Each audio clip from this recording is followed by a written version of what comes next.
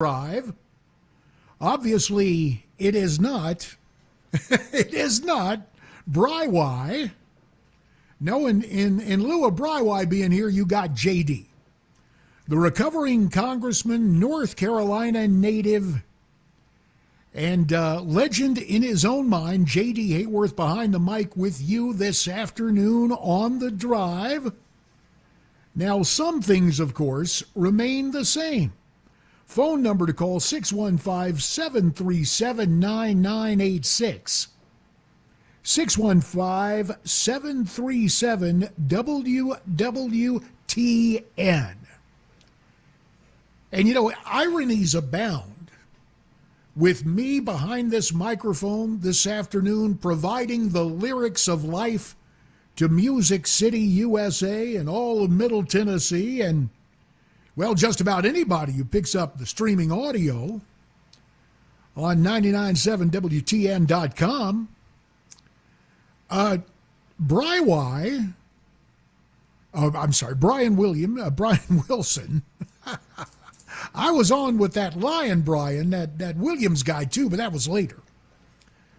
Brian Wilson was the first TV dude to interview me on live television, but it was pre-Fox.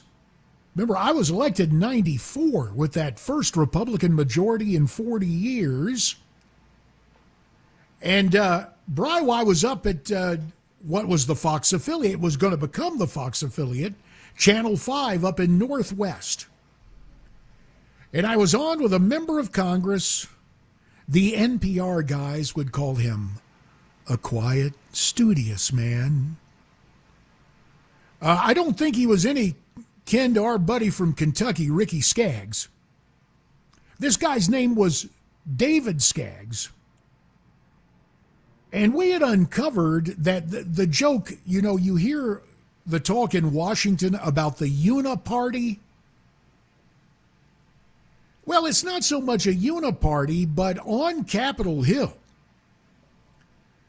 you've got Republicans and Democrats and appropriators. Now, let old JD explain this to you. You see, back in the day, we borrowed this from our British cousins, the Ways and Means Committee, and back pre-Civil War, the Ways and Means Committee not only handled tax policy, the means, you see, and the Ways got together, and you not only handled tax policy on Ways and Means, but you also handled spending. Now, a jump cut to post-Civil War days, where a North Carolina native and former Tennessee Senator Andrew Johnson, running on that national unity ticket with Abraham Lincoln during the Civil War. Boy, you talk about the ultimate ticket split. Mercy. I mean, bringing on a guy from the South who thought the Union should remain, and he hung out in D.C., and so Abraham Lincoln tells Hannibal Hamlin, his vice president, the guy from Maine, to take a hike. And Andrew Johnson is put on Lincoln's ticket. And Lincoln wins re-election, and we know about the tragic events at Ford's Theater. Actually, what was going on, the Confederate sympathizers, they, you know, remember how after the Kennedy assassination, oh, you just must be a conspiracy theorist, to the point now, when we take a look at current events, everything we have to offer like this disclaimer, well, you know, I'm no conspiracy theorist. That's how unsophisticated we were back in 1964, and we just allowed ourselves to be hamstrung on conspiracies. So if you got a problem with that, I won't talk about conspiracies, I will talk about affiliations. At any rate, I digress. So Thaddeus Stevens was the guy who wanted Andrew Johnson impeached, and that dang near happened. Impeached in the House, acquitted, as we know, in the Senate. I believe the vote of a Kansas senator preserved Andrew Johnson's presidency. But here was the deal. The Republican leadership in the House said, man, Thaddeus Stevens, he's going to be fired up at some of us. He is a force to be reckoned with. So the rules of the House changed, and a new committee was created, the Appropriations Committee. And they got the fun job. They got to spend money. So we get to Washington and we find out that the appropriators have been sending your tax dollars and mine to all of these leftist groups, leftist advocacy groups. And our buddy Brian Wilson was interviewing me on that morning show on what's now Fox 5, on there with, again, the NPR treatment would be the quiet, studious man who was David Skaggs. And, of course, David comes out like he's, Mr. Smith's come to Washington, but a little different take on it. You see, it's just I really didn't understand how the system worked and all this other hoo-ha. And I came up with the ultimate rejoinder, what you might call the beep, beep, slap. I said, David, we're all for freedom of speech, but it ain't freedom of speech when you and I are paying for it. Because like a lot of stuff in Washington, the groups getting your hard-earned tax dollars were turning around and using those allegedly for free speech. It weren't free speech at all. Nah, they were just they were using that money for their own PR, basically for their own lobbying. Now, do I mean they took the tax dollars and went out and hired D.C. firms on K Street to come back and lobby Congress? Well, not exactly, but I would point out that money is fungible. And so we were pointing that out, and there was Brian Wilson, old big Brian, sitting there with his handsome self, moderating that debate.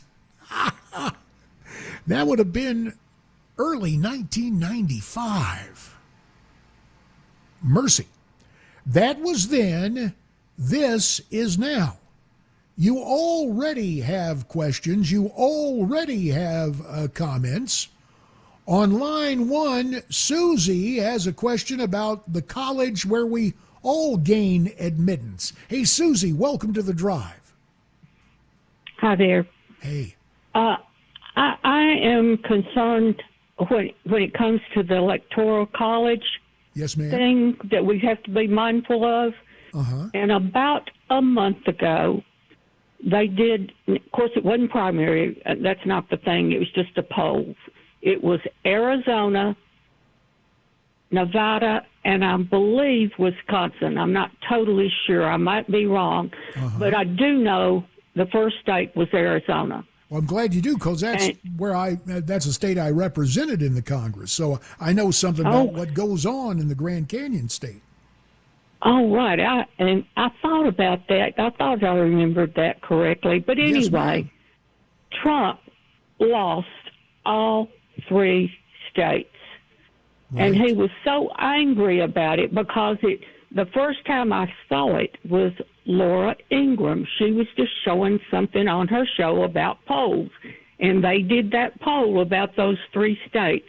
And like I said, I might be wrong about Wisconsin, but I'm pretty sure, I know it was Arizona, and I'm pretty sure it was Nevada.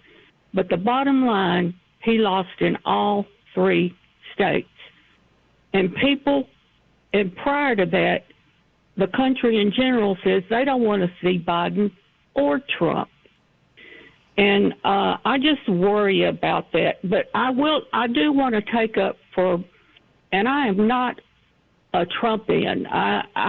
He lost me a long time ago. But I will say this, that I am totally ticked about. Now, they're bringing that thing about, and this was a guy from Newsmax, and he said he read it. And what it was the documents, the classified documents of 102 classified documents. Yet when they showed all those boxes and everything, they were deliberately trying to make. I know when I first saw it, I thought, good grief, he's got that many boxes full of documents, you know, and it was very deceitful on that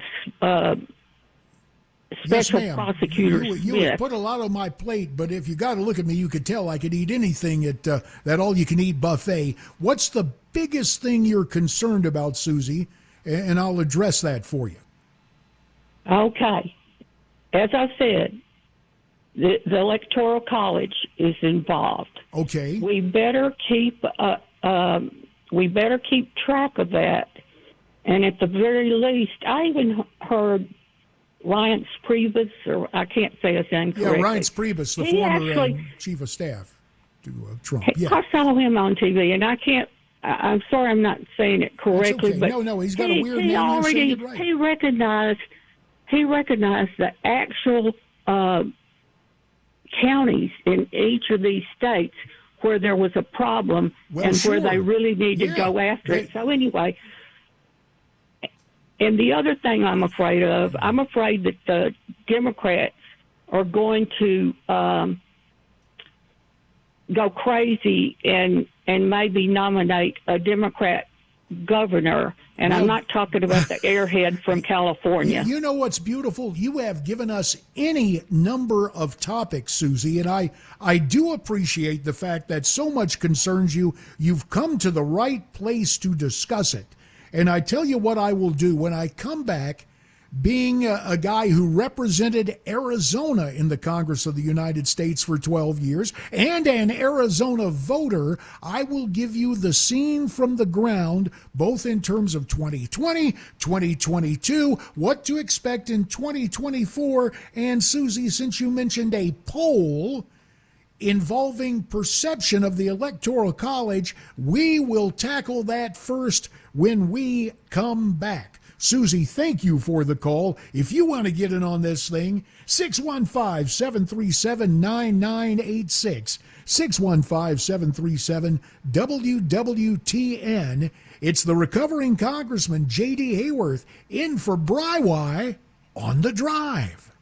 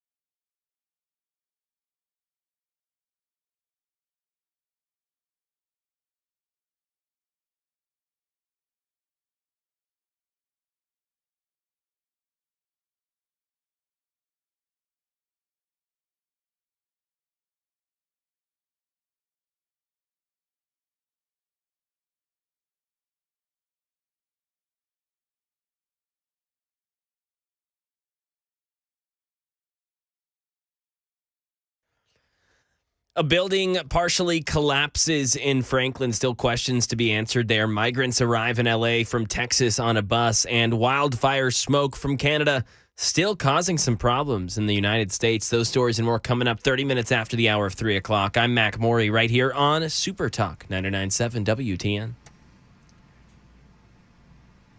And that means hard-working Mac Morey will have more going beyond the headlines in just 5 minutes and 15 seconds. Yes, sir. Good job, brother Mac. Thank you, JD. 615-737-9986, 615-737-WWTN. JD in for Brian on this Thursday afternoon. So Susie put a lot on my plate, but yeah, even with my gutectomy of close to 20 years ago, that would have been weight management surgery for some folks. My poor daughter, she thought gutectomy was the name of the procedure. And she got called down at school. Why didn't you tell me that was just your slang name for weight management surgery? Well, honey, it's just easier to call it a gutectomy. Mine was done where I got anatomically fixed. I'm not going to get too graphic. But mine took, and Chris Christie's, he got a lap band, and I think that lap band that they're supposed to be able to go in and readjust, I think that thing done broke on the former New Jersey governor. But let me get back to Susie's real concern.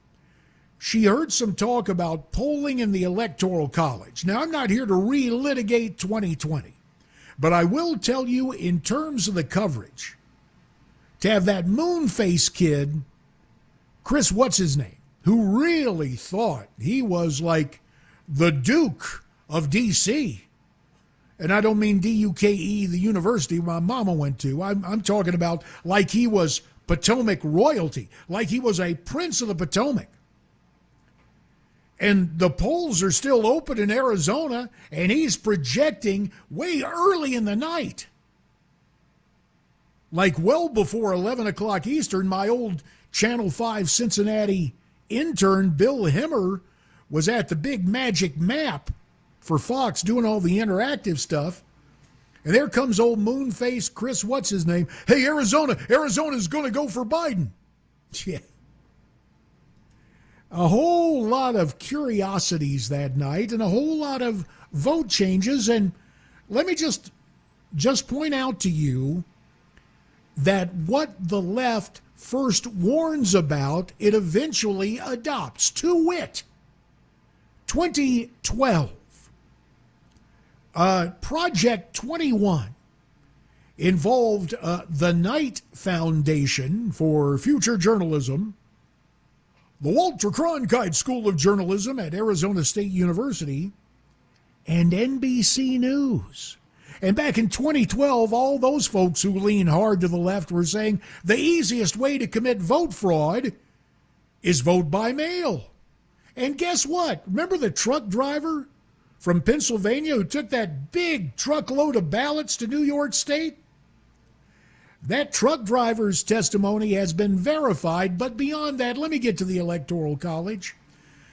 What's going on in a lot of states, they're trying to change it. This is why be very careful, even when you hear guys you like Tucker Carlson, call this form of government a democracy. It is not. It is a constitutional republic. Initially, there was only one office elected by direct popular vote.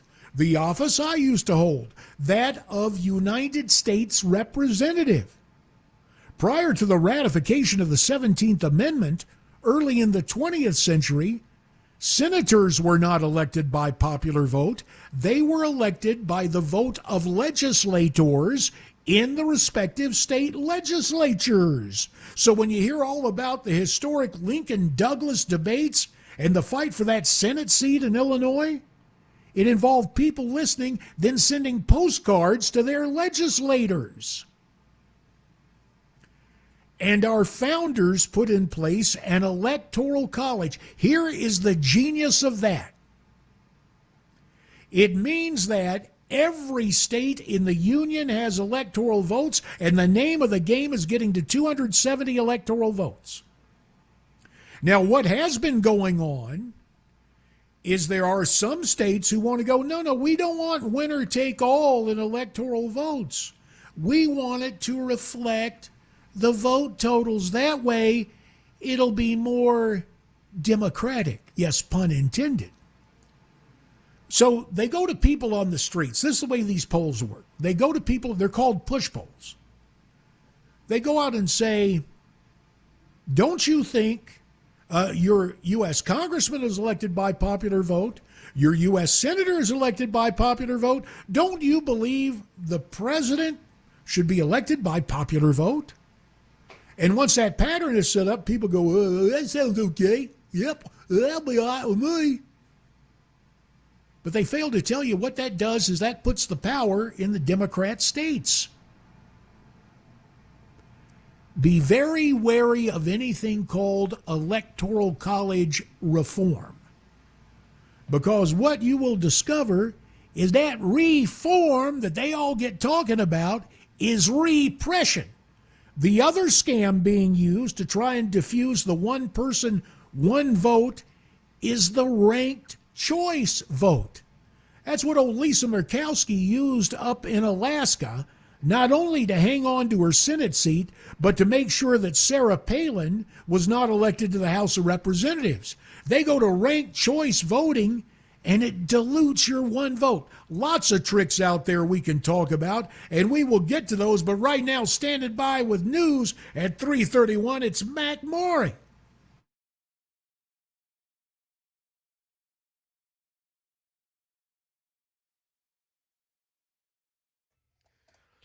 3:31, I'm Mac Maury with your top stories, and it looks like any threat of severe thunderstorms in Middle Tennessee has already passed. Scattered showers and thunderstorms still expected on and off until that sun goes down. Then it should be a lot cooler and a lot drier. Traffic and weather coming up. Right now in Tennessee, a building has partially collapsed in Franklin. This is at 145 Southeast Parkway. An employee had to evacuate. Here's Channel 4's Marissa Sulik with some more information. Straight line winds, we're told, just completely knocked out this one corner of the building. You could see bricks again have just tumbled down. You can see the insulation inside, and that roof is kind of caved in. We even saw the fire department before was also taking their drone to assess what exactly the roof looked like and if there was any more damage. Now, I'm told that there's an insurance company inside this building as well as a pharmacy. And we talked to some pharmacists who say they take care of long-term patients.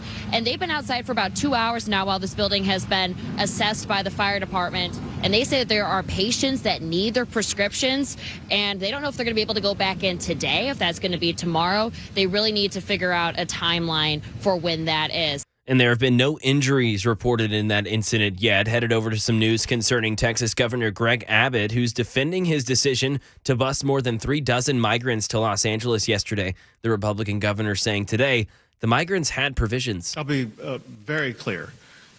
They had abundant water and food supplies throughout the entire trip. And the city of LA says it had intelligence the bus was inbound and had resources ready to meet with the migrants. And more American cities dealing with Canadian wildfire smoke. It's been especially bad in the Minneapolis area. The air quality there yesterday was the worst on record since 1980, registering 243 on the air quality index. And that falls under the very unhealthy level. Here in Middle Tennessee, we are at a green or good level. That is the latest news. Weather and traffic next. I'm Mac Maury, WTN News.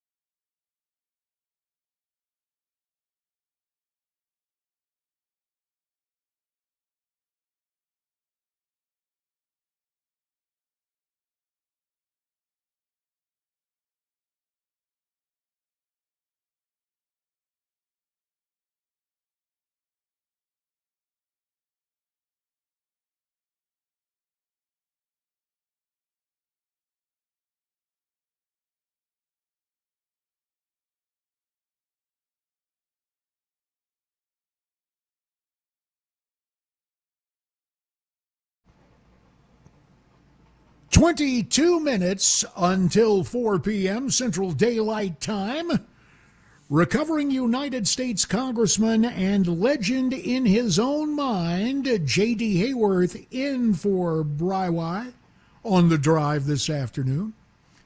And the number remains the same, 615-737-9986. 615-737-WWTN. Now, closed circuit to you if you're one of those reticent folks who feels a bit more empowered behind the anonymity of the keyboard. If you're looking for me on social media, linkedin.com, J as in John, D as in David, J period, D period, Hayworth. Not like Cousin Todd, who may be listening right now. Cousin Todd spells Hayworth, Hayworth. So when you see Cousin Todd, you ask him, why? JD wants to know why. Little pun there, little alphabetical humor. Numerical reality.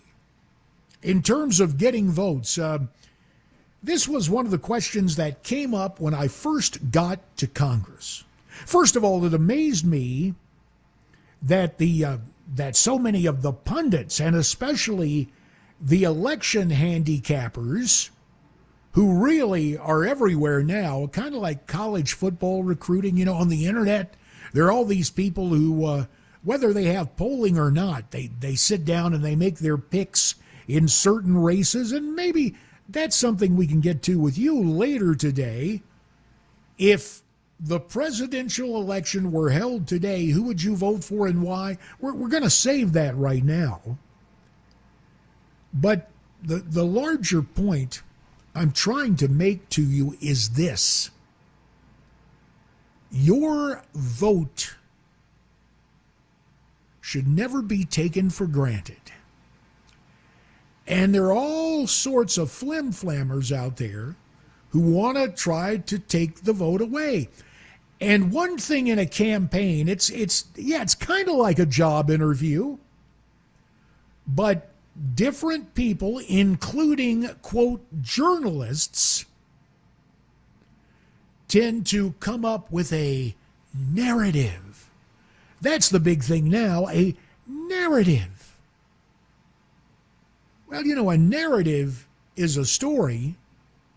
The good Lord didn't use narratives, he used parables. They were stories that exposed God's truth, using fiction with names changed to protect the not-so-innocent. But now the big thing is the guy who was the Assistant National Security Advisor to Obama. The New York Times Sunday magazine wrote this glowing account of how this guy says everything needs a narrative. Oh, and he also said to the young reporters in there, he said they're a bunch of 27-year-old know-nothings who think they know everything, so we have to have a narrative to suit them. At any rate, I go in to sit down, and I'll name names. Charlie Kirk, not Charlie Kirk of Turning Point USA, Charlie Cook, the Minnesotan who moved to D.C. and was a political handicapper, and the other guy who was with him, Stuart Rothenberg. And so we had a very pleasant hour. They were surprised. They heard I was a sportscaster, and worse, I was a mediocre offensive tackle, so obviously I didn't have the brain power to blow my nose. How could I talk about events of the day? And so we're about to finish up, and Stu Rothenberg asked this question. Mr. Hayworth, you're a sportscaster. Do you know of anyone who ever transitioned from sportscasting to elective office? And I laughed and said, hey, Stu, that's a joke, right? Now, you're trying to see if I know history. No, I'm sincere. I said, Stu, 2 words for you, pal. Ronald Reagan. And the irony was, because when my campaign started, that was about the time that Richard M. Nixon was called to his heavenly home. Because there was no Fox News back then, all conservatives watched C-SPAN. And Brian Lamb, remember Brian Lamb? He'd have those book interviews. And so when Nixon passed on, they were showing everything they had of Nixon. And they had this big interview about one of Dick Nixon's books. The last question, Brian Lamb asks, Mr. President, if you had not gone into law and then into politics, what do you think you would have done? President Nixon says, well, you know, Brian, this may surprise some people, but I think I would have been a sportscaster. I was good with a phrase, loved sports. People told me I had a well-modulated voice. Oh, yeah, I would have been a sportscaster. So when all my opponents were saying, this guy's just a sportscaster, you could shut him down the brief answer, yes, so was Reagan. And then with the topic of the time, with President Nixon's recent passing, well, isn't that a surprise? Because that's the job President Nixon said he wanted had he not gone into politics. Here's the larger point. You go in on the House floor, every member has one vote. One of the big rules that was changed back in this new Congress with a Republican majority in the House, if a vote is going to be cast, you as the member are going to cast it. You are not going to have proxy voting. In the last Congress, and in every Democrat Congress in recent memory where Nancy Pelosi was the Speaker, the Dems adopted proxy voting. Look, if you can't be there, you shouldn't be voting. You've been elected by your constituents. If you don't have enough of a sense of stewardship to be on the House floor and cast a vote, shame on you. Isn't it ironic that that crowd is called, quote, Democratic, when it seems that all the emphasis they have is on getting around the small d democratic process or changing it in a way that takes away from basic math and simple majorities?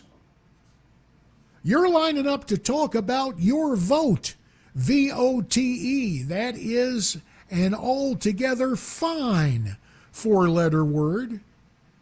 And we'll be back to take those calls in mere moments. Coming up right now, Mercy, it is 14 minutes away from 4. 346. JD for Brian. It's The Drive on Super Talk 99.7 WTN.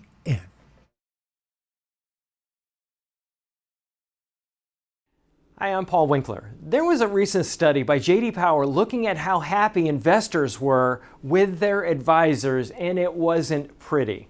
What they found was only 11% of the respondents said that they were getting comprehensive financial planning, that the fees were clear, and that they felt that the advisor was acting in their best interest. Not a good picture, 11%. Now, one of the things that we do is we do comprehensive planning. We fit all of those bills, number one. But one of the things I want to talk about is in the financial planning process, what I think it ought to look like and what is available that people aren't getting. And one of the things is called probability analysis. So in essence, this is what we're talking about.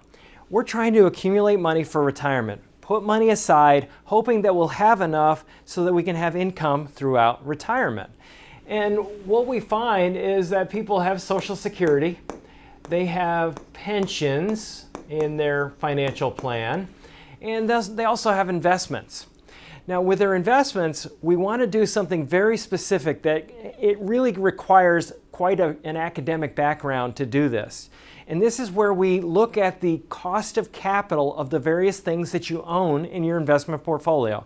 It sounds scary, it sounds really detailed, but here's the idea, is if we look at various asset classes like large stocks and small stocks and large value and bonds and so on and so forth, we know the expected return or the cost that these entities have to pay to use your money. So we can come up with an expected return of the portfolio. We can also come up with what's called standard deviation, or how much that portfolio return may deviate from the expected return. Now that's a whole other video, but what I want to do is show you how we use this. If I look at a financial plan and I say, well, you got this area, this area, this area, what I can do is I can say, well, based on when you want to retire, this is how much income you can take, and here's the likelihood of being able to have this income survive throughout your entire life. And the way it works is this. If I take a portfolio and I say, there's the expected return, I can look at history and say, well, the way your portfolio is designed, how might your one-year returns vary from the expected return, the long-term expected return? Well, what we know from academic research is that portfolios, well designed and properly managed in ways that I can't get into right now, it's too complicated, portfolios actually close in an expected return, but we don't know what the short-term returns are going to be. So what we do is we project out and say, well, what if the return that happened in 1936 is followed by the return that happened in 1975, which is followed by the return in 1995, or what if it's reversed? What if they happen in different orders? And we can do 1,000 iterations, different variations on when those and how those returns may come in. And what that does is, because we can't predict the future, what return's going to follow the other, we can figure out, is it likely that we are going to be able to take the income that we need throughout retirement from this portfolio? And if not, how can we rearrange the furniture or the portfolio to give us a higher likelihood of success? And we look at life expectancies, we look at a lot of different things, but this is what is available to people that they're not getting from the financial planning community. If you want to know more, go to paulwinkler.com, set up a free 15-minute phone call, paulwinkler.com, and come in and find out more about what we do.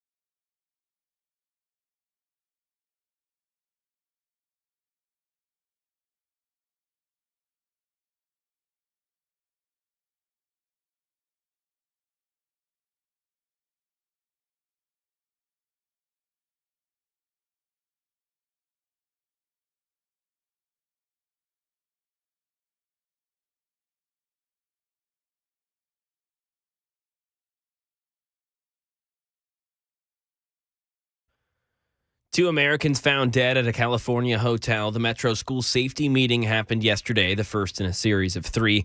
And an update on the war in Ukraine. Plus, the CDC says that Tennessee is one of the most depressed states in the nation. That and more coming up at 4. I'm Mac Morey right here on Super Talk 99.7 WTN. Uh-huh. And that means that Brother Mac will have more for you in less than 7 minutes' time. 3:53. JD in for Brian on the drive. 615-737-WWTN. Waiting patiently from Goodlettsville. It's Tom, all here to talk about voting. Hiya, Tom. Hey, JD, how's it going? Going great, man. Glad to have you on.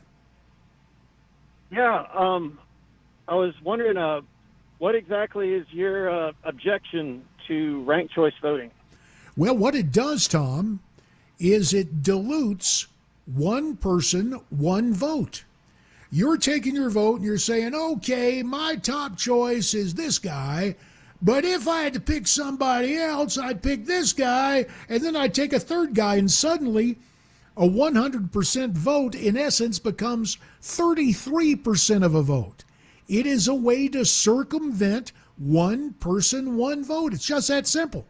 Now, I'd rather, if I'm going to cast a vote, I'm going to cast a vote for the person I believe will do the best job, and I'm not going to give a second place. That's always a scam to dilute the preference and to dilute the vote. Okay. I think of a vote as a unit of representation. Would you agree with that definition? I also agree that a unit of representation should not be fractionalized. Why? Yeah, that's what you're doing with it. You're diluting your vote. But give me your best argument. And I got about a minute 30. Give me your best argument on why you want ranked choice voting.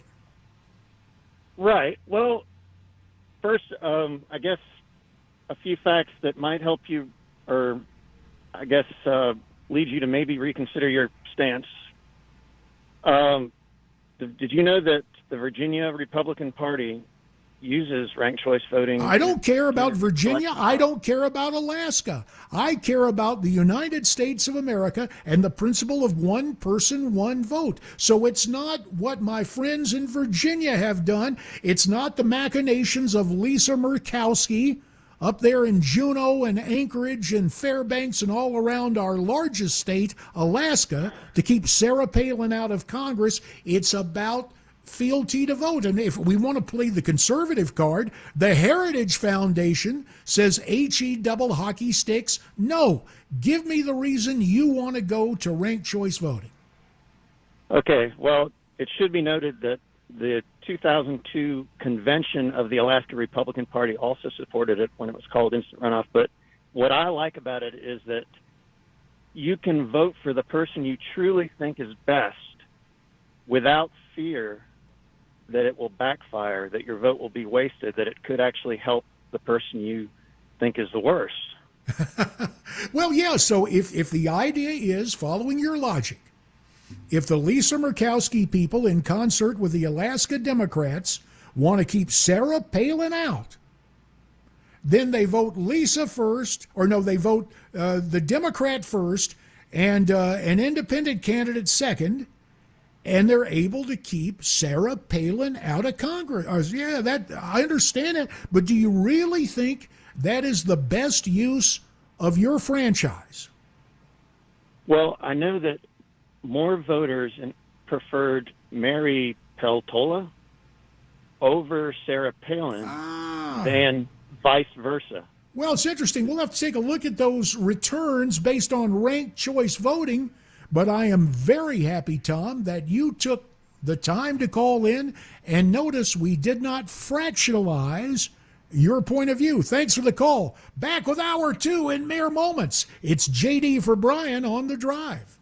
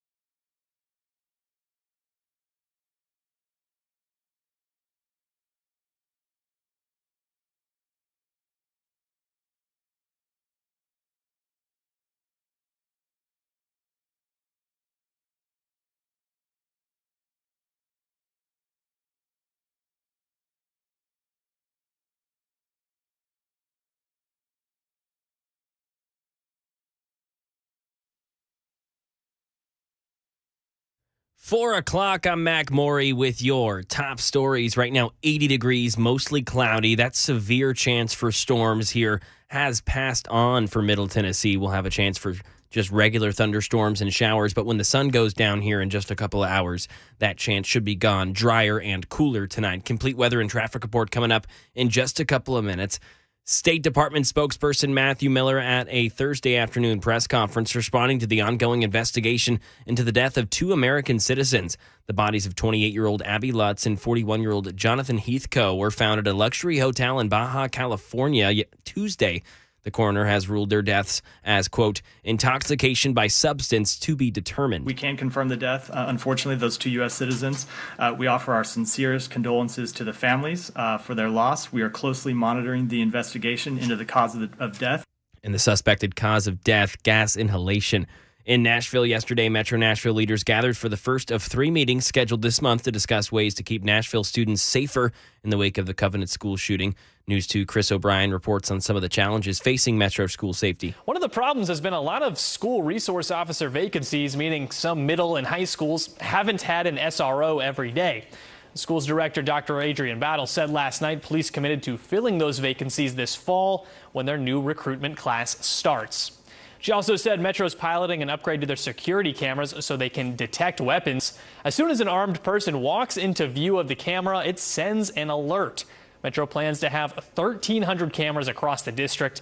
And finally, the district plans to install shatter-resistant film in school buildings. And right now in Tennessee, a man was shot to death inside of a parked car. This was on Tusculum Court in South Nashville. A neighbor discovered the 24-year-old man because he didn't recognize the vehicle that was close to his home.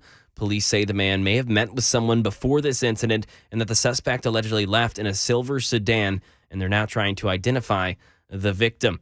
The war in Ukraine, U.S. and NATO officials are meeting today to discuss the war in Ukraine and the aid and training that allies have been supplying. The U.S. has provided an additional $325 million in aid this week, and some 6,000 Ukrainian forces are being trained around the world. NATO Secretary General Jens Stoltenberg also says that NATO is keeping an eye on the counteroffensive that was recently launched by Ukrainian forces. The Ukrainians have launched their counteroffensive.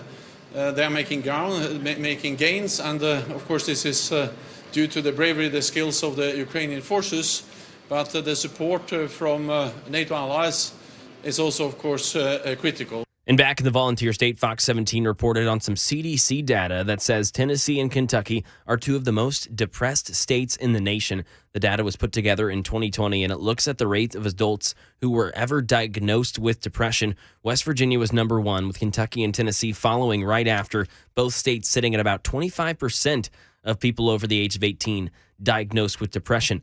That is the latest news. Traffic and weather next. I'm Mac Maury, WTN News.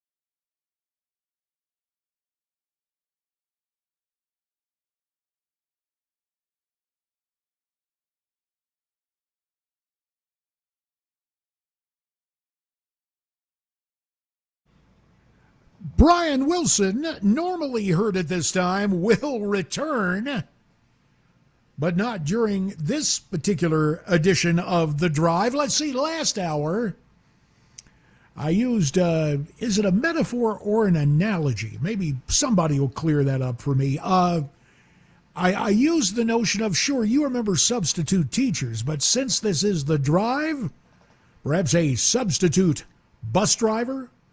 And then it flashed into my mind. Second time that's happened, just when we come on the air, I thought back to the days when everybody relied on the print media for want ads, classified ads, and not necessarily in a big newspaper like the Tennessean. Whole lot of different little specialty papers came out. When I was growing up back in Piedmont, North Carolina, in the Golden Triangle that became the Triad, High Point, Greensboro, and Winston-Salem, my hometown of High Point. That's the way you pronounce it there, High Point. It was the Trading Post. And so those of us who were aspiring broadcasters, not when we were actually on the radio, but one of my pals who became an engineering maven, this guy had these incredible tape recorders, and the phone company even came out to his house because he put a tap on the family phone. But we did have some reels of fun phone calls where you'd use a little suction cup on the back of the old telephone to get the signal, and you have the reel-to-reel running. And we decided to call the Trading Post, and we had this kind of classified ad that we want to run. 68 Plymouth Roadrunner, jacked up to the sky, hooker headers, Hurst shifter, big ball 60 tires. Call whatever number. Ask for Marvin. We thought that was hilarious given our early teen age at the time, and the operator over at the Trading Post was having none of it. Just, what color is that 68 Roadrunner? Slow down, sir, I can't. And, it was still a pretty good phone call that we utilized for future broadcasting gag calls, which, sometimes you could run afoul of the FCC. So most of that stuff you would not do spontaneous and unrehearsed. You'd have to put it on tape. So I just got thinking about that, saying, well, what would be my drive home? Any car at all.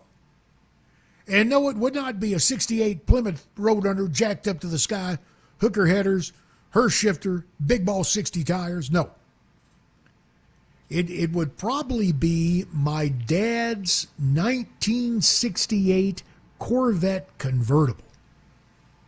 Now that was a car. And closed circuit to all the guys going, I like my electric car. You seen the junkyards over in France? When those big batteries run out? Well, I guess if you want a junkyard that befits the Jetson era, but without the flying cars, sure enough, you'd have it with your electric vehicles. And don't you see what's going on now? I mean, I was talking with some friends yesterday, and maybe you're in, and by the way, I want to thank Susie for her call last hour, and Susie opened the program. Tom closed up the first hour, and I especially appreciate folks who might disagree with me. 615-737-9986, 615-737-WWTN. If you want to know about the power of this medium, the power of radio, Cousin Todd got a hold of me on what I'll call the family channel. Now, not the old TV channel, but a way to communicate with me. Okay, a private email. And Cousin Todd said, hey, I just got in, turned on the radio. Somebody sent me a message that you asked why. Yes. Cousin Todd, you don't have the Y in your name. Haworth. Now some people might call that Hayworth. And we even have cousins that somehow they took the name Howard, or it was spelled back that way to them because they were saying Howard. Now, when you're a Hayworth, well, no, Todd's a legitimate, Todd is a Hayworth through and through, and he's got the DNA test to prove it. I mean, Cousin Todd is big on ancestry. It was Cousin Todd that told me that Benjamin Franklin is our distant cousin. But again, I spell it Hayworth,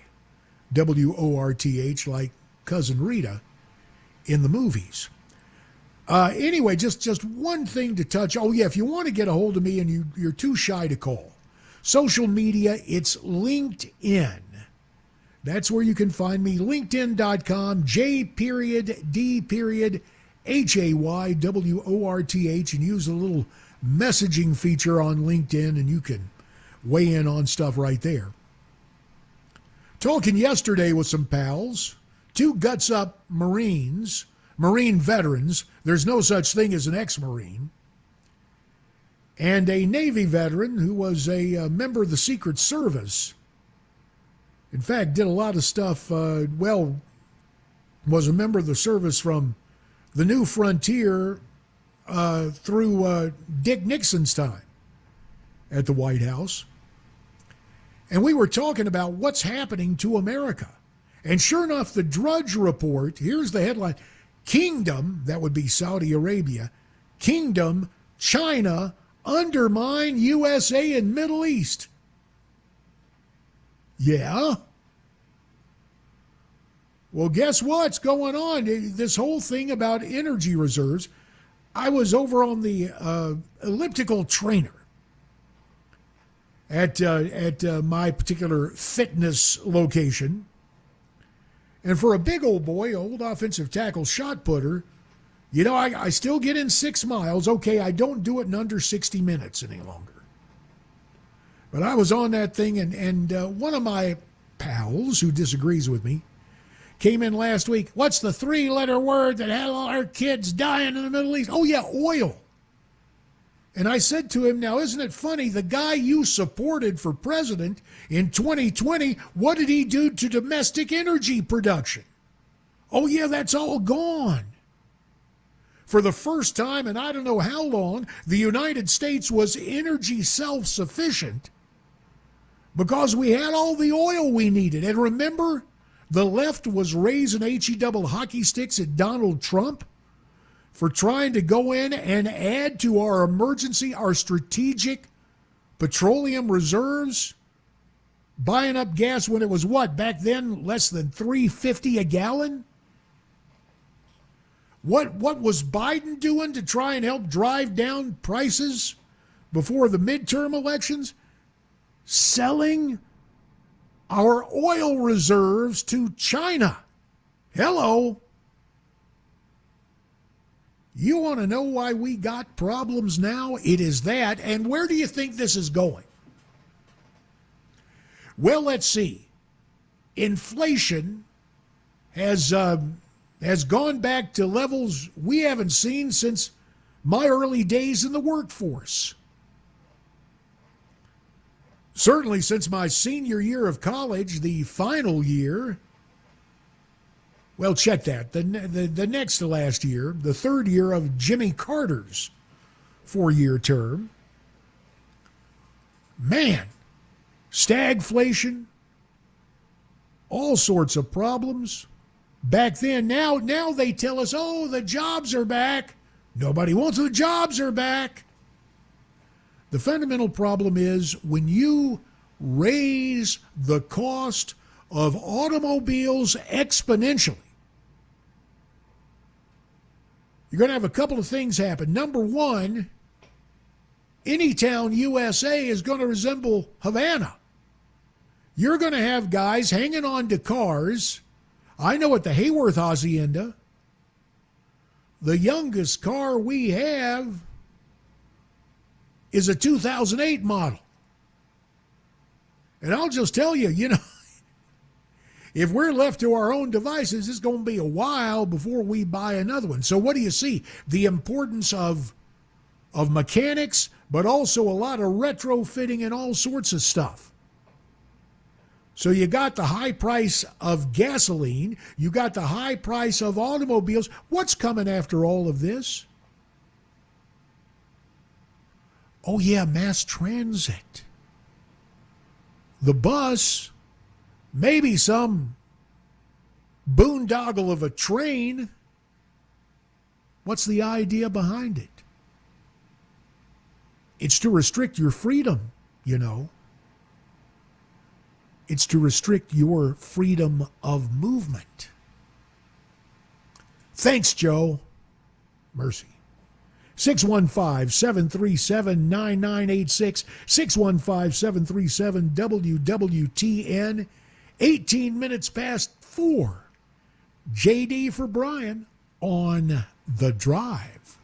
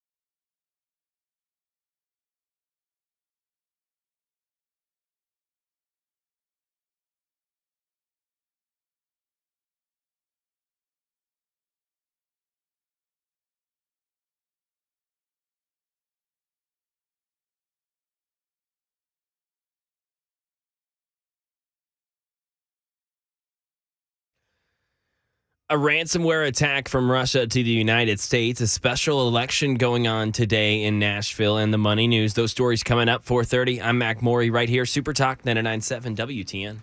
More from Maury, Brother Mac, in less than 7 minutes right here.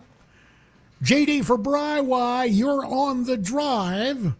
615-737-WWTN. Listening to us via streaming audio at 997WTN.com. Checking in from Wake Forest, North Carolina. Not too far from Raleigh, where I went to school. It is Brother Matt. Matt, welcome to the drive. Hello, Congressman. Always a pleasure to listen to you in my car that identifies as electric. It identifies as electric. Now that therein sets up a possibly comedic circumstance here. So, how and why does your car identify as electric? Because it says so on the engine bay that this car identifies as electric. Oh, you put a little sticker on there. I did, and I have one on the back too. That's like out in Arizona, I saw this big old pickup truck, and a guy had a sticker in the back window. Is quite separate from when what was that comic strip? Was it Calvin and Hobbes? I think Calvin was the kid, and he would be watering naturally whatever word he wanted to deride, whatever term. I won't use the old English that you might see in Beowulf, Matt, but I will just say there was Calvin there, the worst one I saw, but it is funny. Had Calvin watering, and it wasn't that traditional fight between Ford and Chevy. It was the little natural waterfall and droplets, and underneath that, 2 words, fat chicks. That was so wrong, but man, that was so funny. So, this guy has the big truck out in Arizona, and as I say, I mean one of those Duramax industrial strength, probably the Saturn V of modern petroleum-based truck engines, and on the back a little sticker. This truck identifies as a Prius. Yeah. I'm sorry, go ahead. If it was a Duramax, it was a dirty diesel. You're quite right. It was hair diesel. Now, here's a story. You want to know about your alternate energy? Here's the little known fact about the guy named Diesel. Hair Diesel showed up at one of those expositions. What did the first diesel engine run on? Peanut oil. So my little brother over in North Carolina, one of the foremost dog trainers on the planet, his Johnny Walker Black, not to be confused, Matt, with some sort of firewater. That was the name of the dog. His Johnny Walker Black was on the NRA calendar for 1986 as Field Dog of the Year. My little brother and my daddy, when he was still here in this Vale of Tears with us, for a while, they had one of his big old long pickup trucks, and they'd go around to the fast food places. Hey, what y'all doing with that French fry oil? And they would get that stuff, and that big old truck would run. Mercy. So see, your diesel can run on a lot of different stuff with a couple little changes that are beyond my understanding, because what the heck, after all, I'm a broadcaster, used to be a member of Congress. So there you are in the capital region of North Carolina. Is there one thing, Matt, you would like to share with those listeners in the capital region of Tennessee? Any one thing they need to know from the old North State? Well, I don't know. From what I've been reading lately, they have a better governor than we do. So. Well, hands down they do. You poor guys are stuck with evil Roy Cooper, who, I will give it to Roy. He has got the blow-dried hairdo of your favorite Eyewitness News anchorman from the 1980s.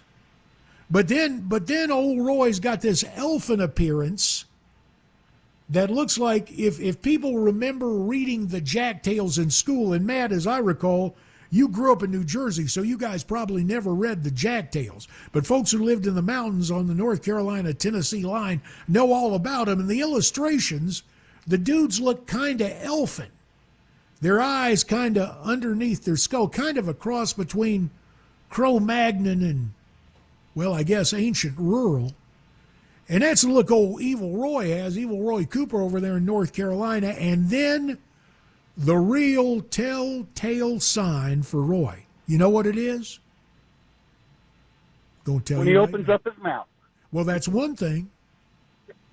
But when he opens up his mouth, like in that debate, he was so nervous, his hands were waving around. Very small hands. But it didn't. He was able to keep his gig against Sue Myrick's son, Dan Forrest. Sue Myrick and I served together in the Congress. Former mayor of Charlotte, great lady, wonderful person. I just wish that Sue's electoral prowess had rubbed off on her boy and he could have been elected governor. But I still try to figure that one out. I still bang my head about it. well, Tennessee, you're right. Brother Lee got it all over Evil Roy across the state line. You are right about that. And Matt, we appreciate you checking in from the old North State. Really do. From Wake Forest, North Carolina. By the way, that's the deal. The school we call Wake Forest used to be a Southern Baptist institution. I know as a Southern Baptist. And the deal was the Renolda Foundation, the Reynolds guys, the cigarette guys, built a big new campus for Wake Forest in Winston-Salem. The little town of Wake Forest now has a Baptist seminary there. And maybe Wake Forest going to win this College World Series. We'll find out. But I digress. When I come back, we're going to get all over this Trump indictment. And that's straight ahead. But right now, 4:30, time for news. J.D. Hayworth for Brian Wilson. You're listening to The Drive.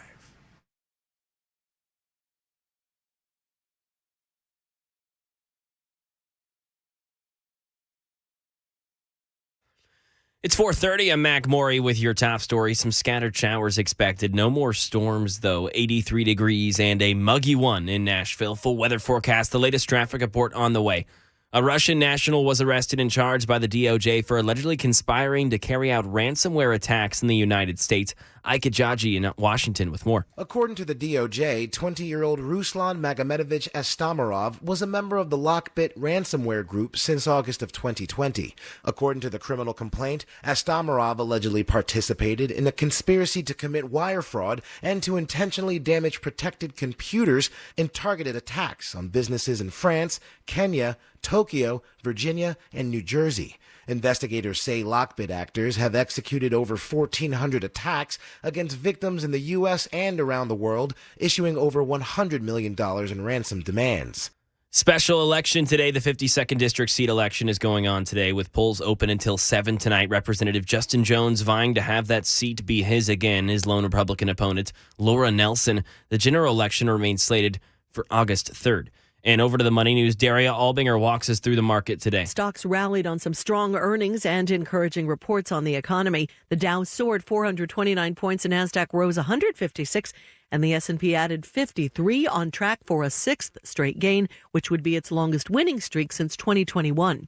Earnings season rolls on with Adobe reporting better than expected numbers after the close. We shopped a little more last month than we did in April. The Commerce Department says retail sales rose 0.3% in May, helped by strong business at auto dealerships. First-time jobless claims remained elevated last week, a possible sign that the Fed's interest rate hikes may be reining in a strong job market.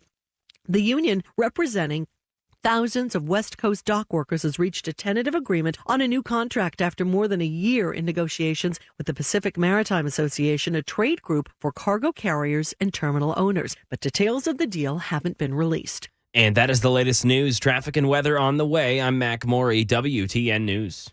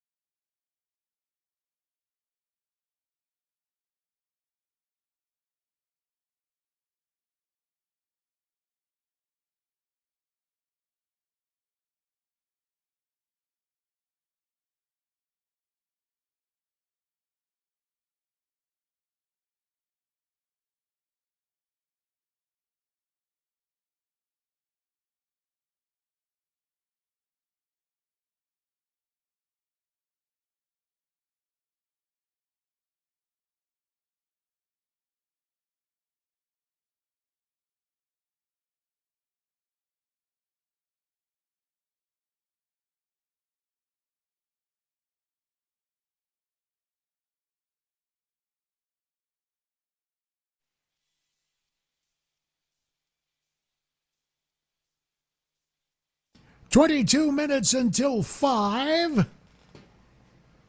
Recovering Congressman J.D. Hayworth in for Brian Wilson on this Thursday edition of The Drive. Number to call if you choose to take issue or want to discuss one of the topics or just got something on your mind. Love to hear from you. 615-737-9986. 615-737-WWTN. Well, we had graphic proof that people are listening to streaming audio out of the traditional coverage area when we got the call from North Carolina from Brother Matt there. And happy to hear from you wherever you are, whatever you may be doing. Now, I want to pick up on what Brother Matt Murphy had going this afternoon in the program preceding this one. Well, right there toward the tail end of Matt Murphy's program, it wasn't an exercise of Murphy's Law. No, it was Brother Matt talking to a candidate who happens to be a Republican, a candidate for Attorney General in the state of Missouri. And this particular gentleman, oh, by the way, if you're wondering why Missouri has a race on for Attorney General, well, it's because their incumbent Attorney General was elected to the U.S. Senate back last November, and I'm not familiar with the minutia of Missouri election law, but I think they may be holding a special election, or maybe they just got a prolonged campaign that's going. That's probably it. I apologize for not checking during the break, but I will admit when I don't have every jot and tittle of policy right. At any rate, this particular gentleman, a learned attorney, was on, and he was talking about the special prosecutor, or do we now use the term independent counsel? Now, I got to tell you, do you think there is any way on God's green earth that this, is the guy's name Jack Smith? That Jack Smith is truly independent in his investigation of Donald John Trump? Sure doesn't look that way to me. Looks like this particular DOJ attorney has spent his time targeting Republicans. Look at what he got done to old Bob McConnell, Bob McDonnell. I got to go look that up, too. Pardon me. You know, the former Republican governor of Virginia. I apologize. I'll just call him Bob. Bob gets sent up the river by Jack Smith. The United States Supreme Court reverses the decision on a unanimous vote, 9-0. And you would think that attorneys, as officers of the court, would be more circumspect. This Jack Smith guy is a big-time donor to Democrat candidates. This so-called independent counsel, a big-time donor to Joe Biden's efforts. Now, do people have that right? Yes, they do. But if you don't think there is some bias there, if you don't think there are ethical entanglements, well, I've got some oceanfront property for you out in my bride's adopted hometown of Yuma, Arizona. And we'd be happy to have you take us up on that. So last night, on the Ingram angle, Miss Laura on the Fox News channel had on a former Trump defense attorney. Now, forgive me if I butcher his last name. I'm not sure because, can I confess to you? I was watching baseball last night.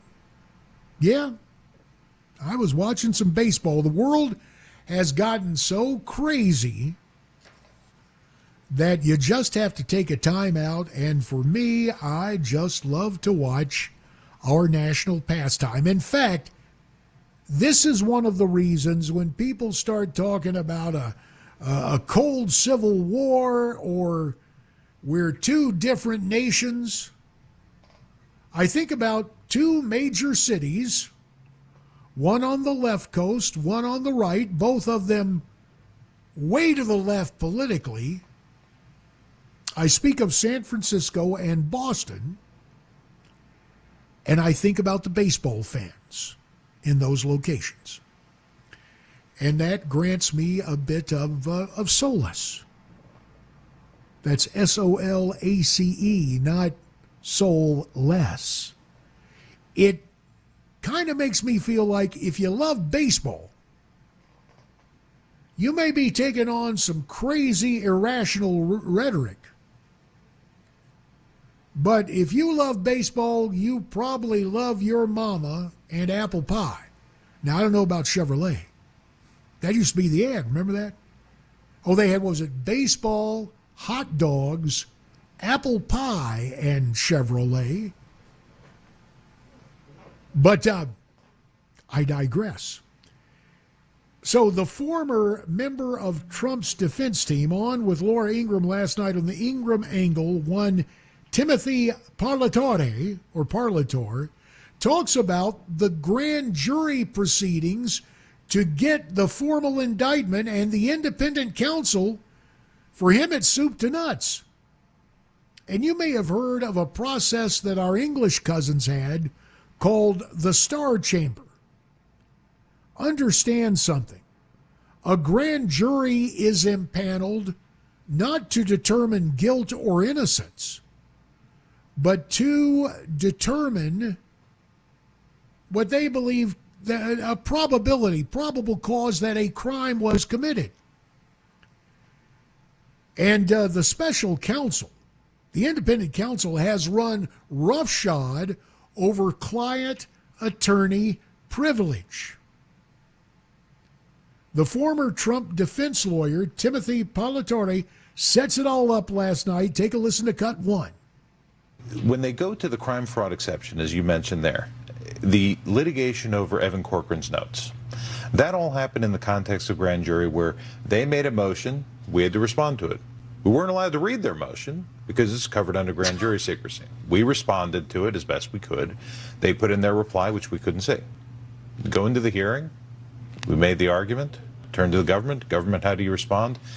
Tell them to leave the room. We got kicked out. We come back in. Well, how do you respond to what they just said?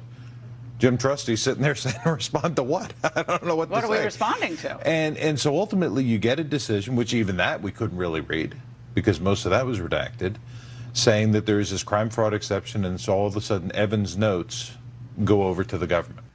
Crime fraud exception. If you're wondering about attorney-client privilege, now let me issue the proviso that although my initials are JD, they appear before my last name and stand for John David. I am not a JD Juris Doctor, not a lawyer, never played one on TV, not going to start on radio. But we do believe attorneys to be officers of the court, even if they are advocating, even if they are defense attorneys for the accused. And the notion was, well, if there's some sort of crime, if the attorney could conceivably be part of some sort of caper, well, there's your big exception, and by golly, the grand jury should know about that. But the problem is there's none of that going on. This is all designed to short-circuit due process.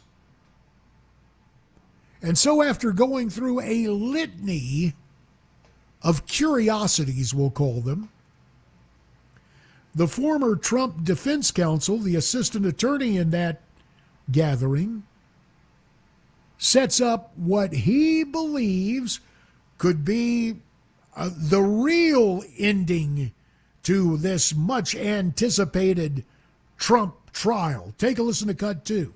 I believe this case, there's going to be serious litigation in the pretrial stage over prosecutorial misconduct by this team, which could entirely upend this case. We may never get to a trial. We may never actually have to address any of the substantive issues because of the misconduct of Jack Smith and his team. You got prosecutorial misconduct. Now, yes, in the case of the former governor of Virginia, if memory serves, well, till the current governor of Virginia, the last Republican to serve was Bob McDonnell, but I will tell you, it took the Supreme Court to overturn that conviction, and they did so in dramatic and decisive fashion. But this is after old Bob had spent time in the slammer. This was after old Bob was out of his job. So what is the scenario that develops here? Well, if you're thinking there's going to be a speedy trial, you better think again. I'll offer my informed reasoning for that in mere moments. It's 11 minutes till 5, and it's JD for Brian. It's The Drive on Super Talk 99.7 WTN.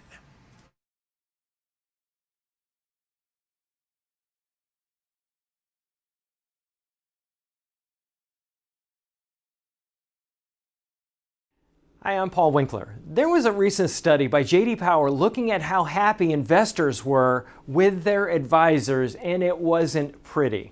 What they found was only 11% of the respondents said that they were getting comprehensive financial planning, that the fees were clear, and that they felt that the advisor was acting in their best interest. Not a good picture, 11%. Now, one of the things that we do is we do comprehensive planning. We fit all of those bills, number one. But one of the things I want to talk about is in the financial planning process, what I think it ought to look like and what is available that people aren't getting. And one of the things is called probability analysis. So in essence, this is what we're talking about.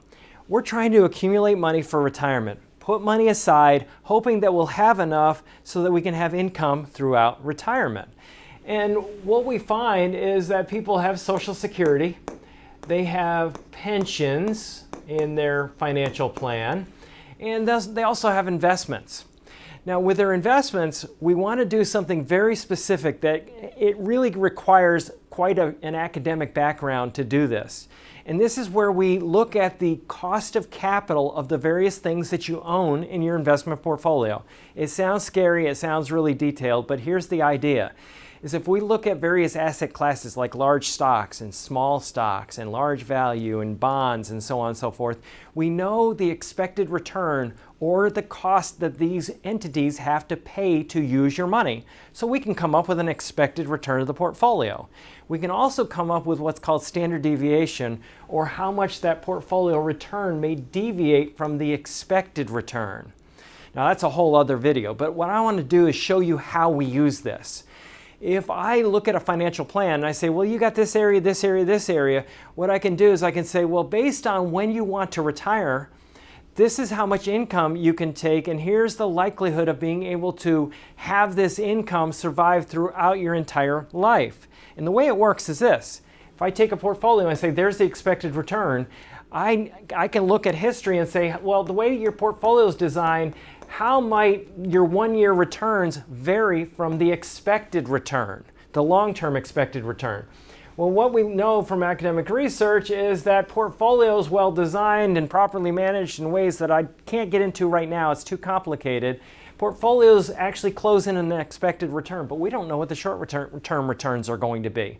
So what we do is we project out and say, well, what if the return that happened in 1936 is followed by the return that happened in 1975, which is followed by the return in 1995, or what if it's reversed? What if they happen in different orders? And we can do 1,000 iterations, different variations on when those and how those returns may come in.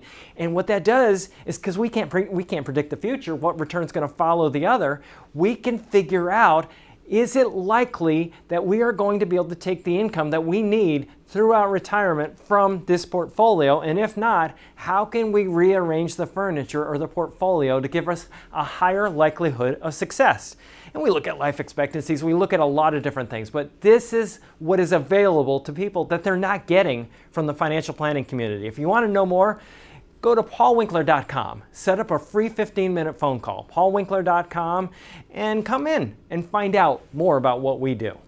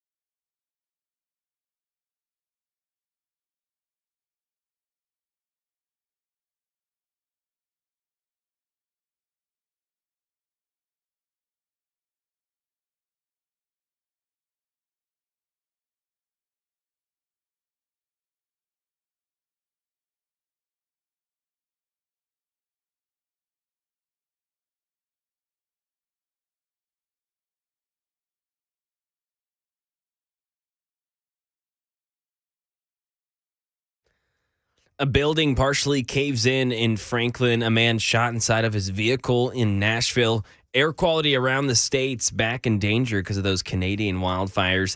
And the Bonnaroo Music Festival having to evacuate because of some thunderstorms. Those stories and more coming up 5 o'clock. I'm Mac Morey here, Super Talk 99.7 WTN. And that is a mere 3 minutes and, time of throw, boop, 3 minutes and 30 seconds away, or 2 minutes and 30 seconds. Anyway, Brother Matt Morey will have more on the news, and we will continue to discuss what is transpiring with the first ever indictment, federal indictment, of a former president of the United States. Just a couple of things to keep in mind. Primarily, and boy, you hear this from a lot of sanctimonious leftists these days, no one is above the law, no one is above the law. Well, what about the Biden crime family? But here's the other part of that.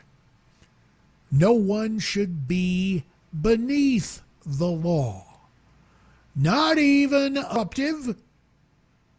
And I guess his real sin in the eyes of all the lefties was beating Hillary Clinton. I actually think that was a public service. More on it as hour 3 is ahead. JD for Brian. Stay tuned.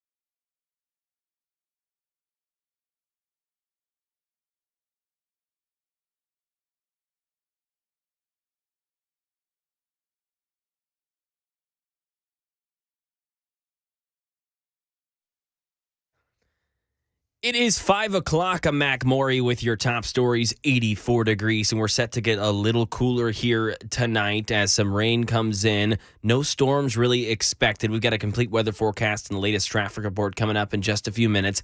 Right now in Tennessee, a building has partially collapsed in Franklin. This was at 145 Southeast Parkway a few hours ago. Employees had to evacuate.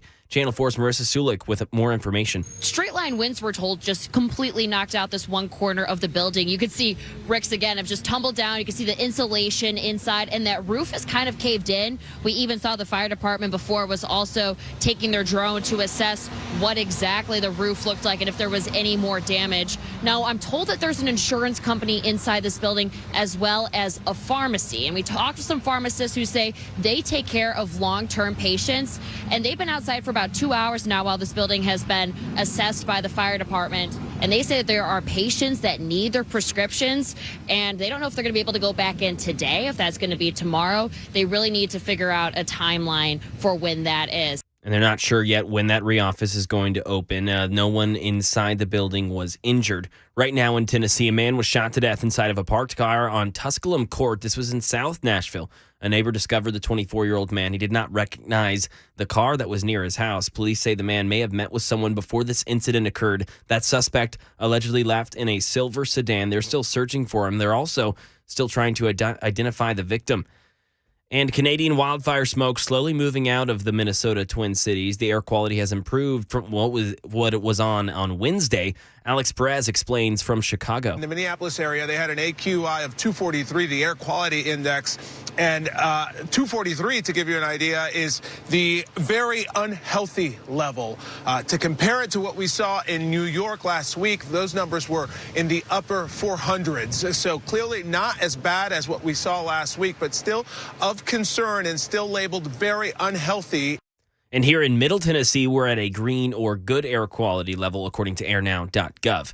And 9 men from the Scranton, Pennsylvania area charged with stealing art and sports memorabilia worth millions over a period of more than 20 years. Dave Packer. 9 Pennsylvania men charged with breaking into museums, halls of fame, and businesses and stealing art and sports memorabilia. They had little regard for the intrinsic value of the stolen items, says U.S. Attorney for the Middle District of Pennsylvania, Gary Karam. 9 World Series rings were taken.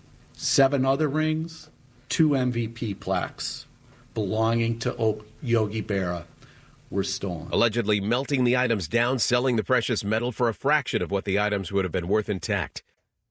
And here in Tennessee, a Bonnaroo evacuation, some threats for severe weather a couple hours ago, and some really hard rain caused that festival to evacuate. It was the first day they asked everyone to return to their campsites. That's the latest news. Traffic and weather upcoming. I'm Mac Maury, WTN News.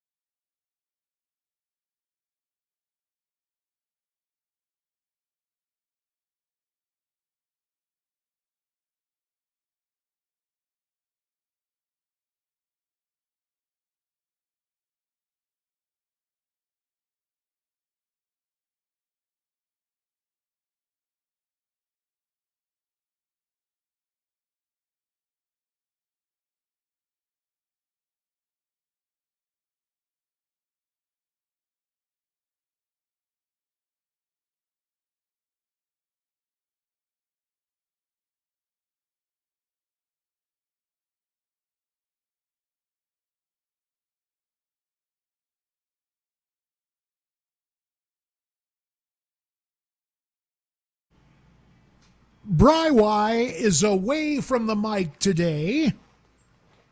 So helping you on your way home at 7 minutes past 5 is the recovering congressman. Only in America could a guy be born in North Carolina, make his way westward to Arizona, spend 7 years on the anchor desk at Channel 10 Phoenix as a sports anchor, and then spend the longest I've ever held a gig, 12 years in the Congress of the United States. People would ask, well, what about when your time in Congress is over? I said, real simple. I'm going back to broadcasting. And that I have done with a couple of noteworthy interruptions. So it's so good to be with you this afternoon. And we are going to continue to discuss this very sad, very strange, no matter how you feel about it, historic federal indictment of a former president of the United States, one Donald John Trump. Now, you may have some ideas about this, and we are happy to hear from you. 615-737-9986. 615-737-WWTN. Let's say you're home or you're working late and you just want to communicate with me via social media. Go to linkedin.com. Look for my name, J.D. Hayworth, Hayworth. Will get linked, and then you can send me messages on the very hip IM service there at LinkedIn. Gave up Facebook when we found out that Zuckerberg was playing us all for suckers, spending millions going into swing districts. There was nothing philanthropic about it in that crucial election year of 2020. And isn't it interesting how no one picked up any criminal investigation of the man-child Zuckerberg, a guy who does bear an uncanny resemblance to a future Bond villain, does he not? Yeah, that whole man-child thing. The guy is smart, he is clever,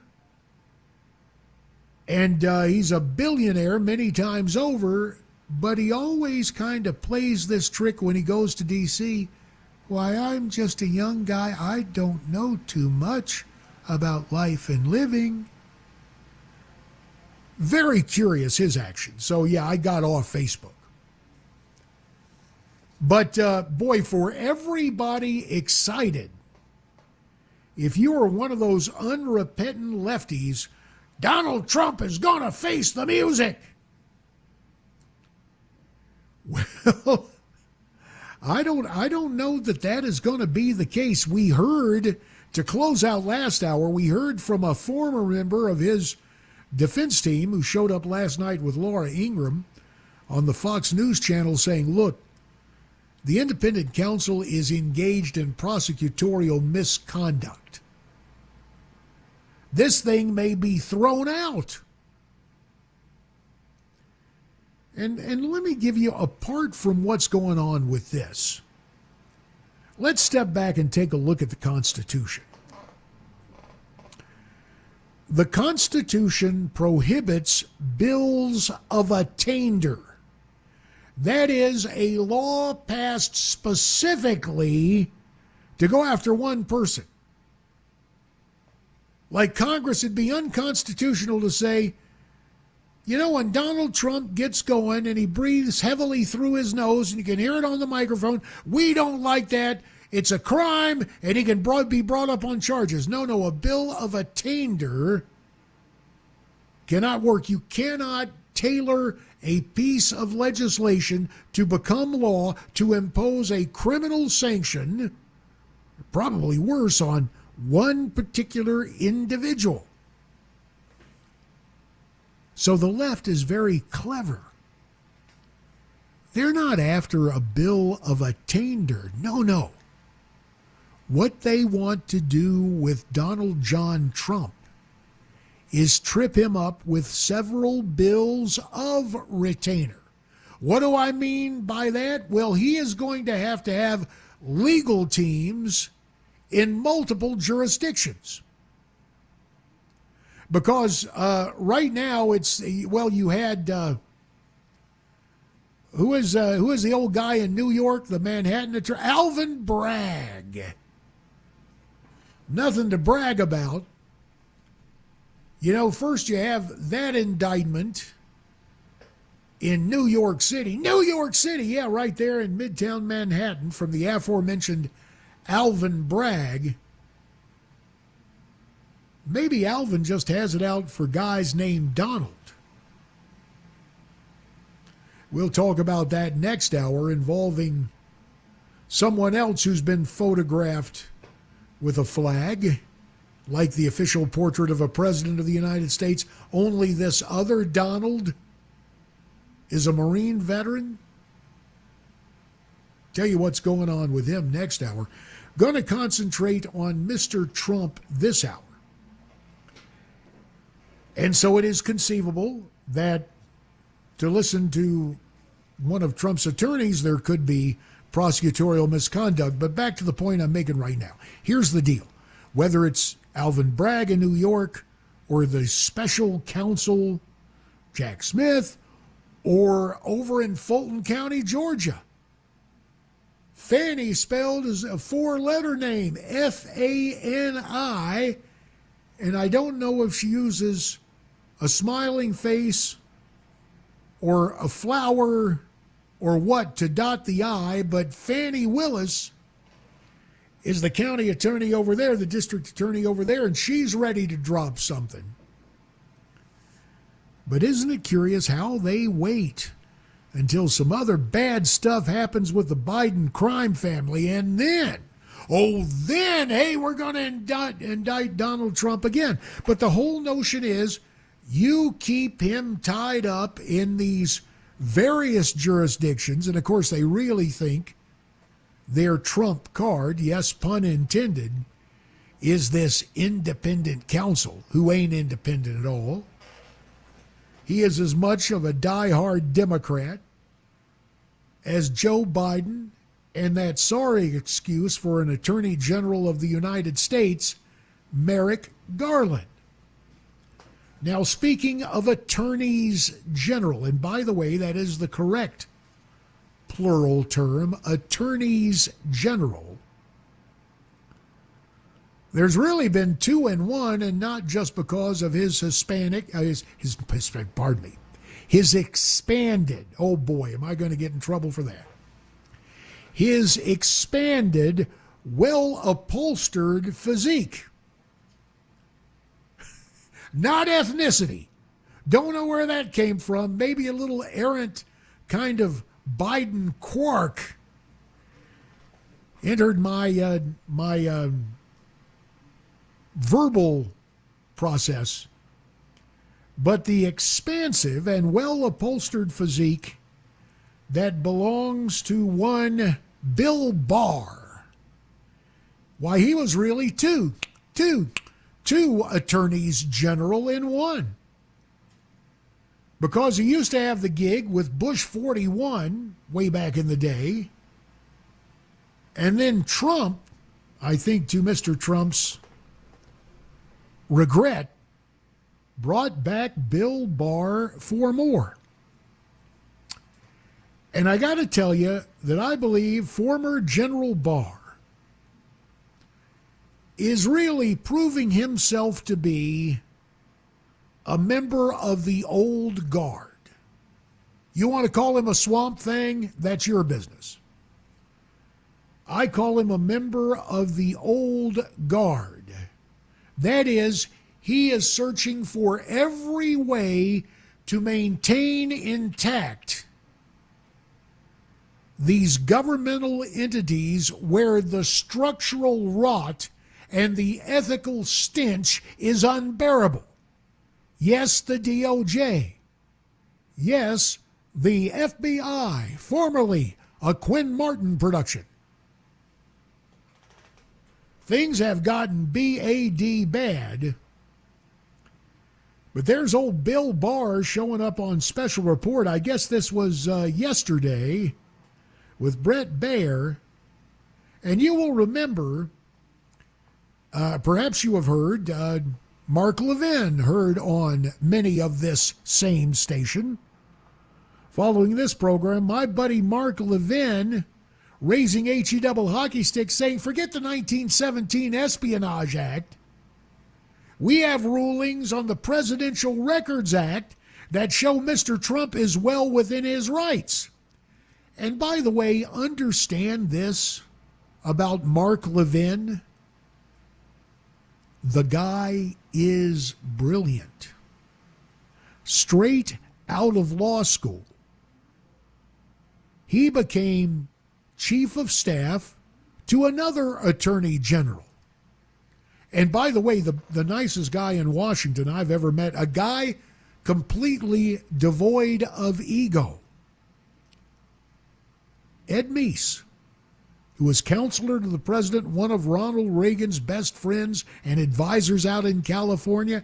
Then he came to Washington, culminated his political service, leaving the White House as counselor to the president, going over to the Justice Department as Attorney General, and Mark Levin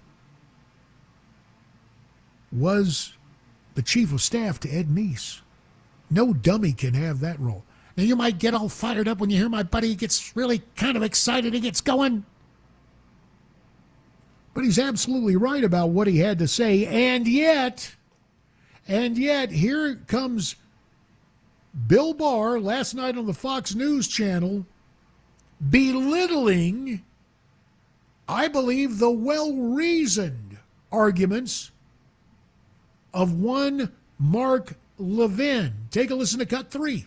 The position is being taken that this is really just a document dispute over custody of documents, and the president has good arguments as to why he should have kept them. I think the arguments are farcical and will be shown as such, but I also think more importantly they're sidelight and they're distracting from the real issue.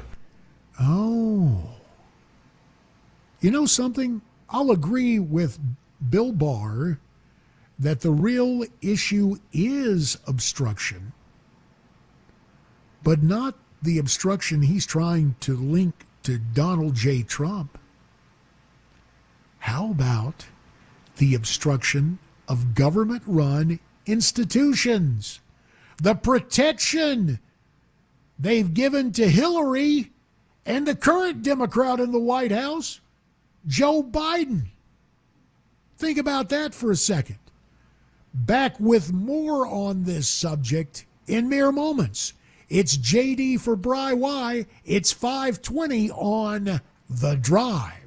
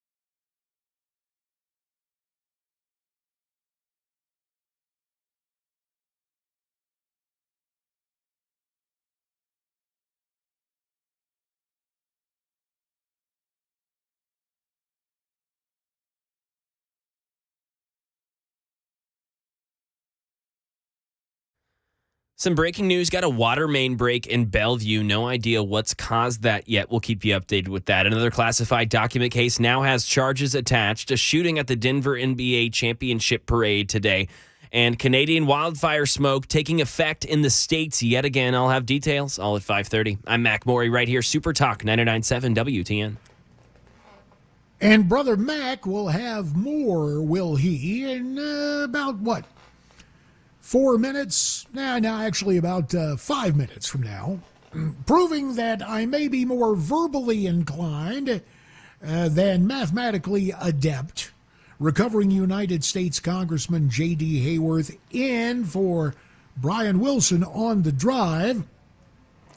Now, it was very interesting when I was talking to Bill Thomas, who used to hold the seat. This is back in the day when I was in Congress and a member of the Ways and Means Committee. Bill Thomas was hoping to succeed Bill Archer of Texas as the chairman of the Ways and Means Committee. One of the things we did to change the institution and keep the House from going completely sclerotic was to put term limits on committee chairs. And so Bill Archer served 3 consecutive terms, 6 years as Ways and Means chairman. It was time for another chairman. So Bill Thomas and the late Phil Crane of Illinois wanted the job. And Bill Thomas got a head start. He stopped by the office, and he was a very smart guy. In fact, his seat, Speaker McCarthy, is from that district out in Bakersfield, California. But he came by and explained his philosophy of why he was successful in Congress and why he ought to be Ways and Means chairman. And he said, now, just to understand, when you get economists in, the joke in Washington, politically incorrect though it may be, is that you never see any one-armed economists testifying in front of the Ways and Means Committee. Oh, yeah, they'll put out their gloom and doom, but to try to cover themselves, inevitably, they'll start additional testimony with the phrase, on the other hand, there could be mitigating factors. And the fact is, you can take any number of attorneys and they can argue every angle of a case because they can find precedent from their own training. They can argue either side of the issue. They are trained in the law and they are advocates. And we just heard from Bill Barr before the break, and I'm not a big Bill Barr fan. But to be fair, I've got to tell you, one of my favorite attorneys, the guy who put the blind sheik in the slammer after the first bombing of the World Trade Center, Andy McCarthy, who was a U.S. attorney in Manhattan and led that prosecution of the bad guys there. Andy McCarthy, and I'll admit, here's the full disclosure. Back when National Review, a conservative publication, endorsed John McCain over yours truly for the Republican nomination for the U.S. Senate in 2010 in Arizona, Andy McCarthy wrote this long column going, what are you guys doing? JD's the conservative in the race. So I had Andy McCarthy trying to argue with National Review, and my other pal, Mark Levin, raising HE double hockey sticks about every night during that campaign, but to no avail. However, Andy McCarthy says that, there's something to this case. That when you get granular on this, not glandular. Gee, why do I think, if you're of a certain age, you'll remember the comic Norm Crosby. And he majored in malaprops, and that was a whole deal about his monologue, his Vegas show. I assure you I'm not trying to do that. But for some reason, voice and diction takes a backyard, takes a back seat, and gives me the whole backyard to bounce around in. And Andy McCarthy says he does not believe Donald Trump has a defense. He's saying about the Presidential Records Act, there should be a document that supports it. He also needs to have a witness that shows he did that. And he doesn't believe Donald Trump actually had witnesses or had supporting documents, and so the Presidential Records Act does not apply. Let me suggest this. Yes, many of these cases will play out in court, but there is also the courtroom of public opinion. And when we come back, I want to hear from you. Since we are all jurors in the courtroom of public opinion, if the presidential election were held today, who would you vote for and why?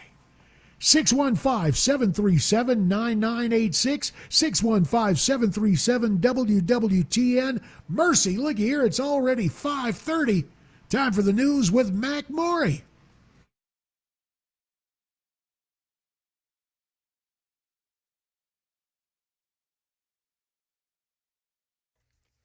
30 minutes past the hour of 5 o'clock. I'm Mac Maury with your top stories. Right now, 83 degrees, set to get hotter this week, but it is a muggy night. The rain and thunderstorms should be mostly subsided, at least the thunderstorm end, maybe a scattered shower or two. Forecast latest traffic report coming up.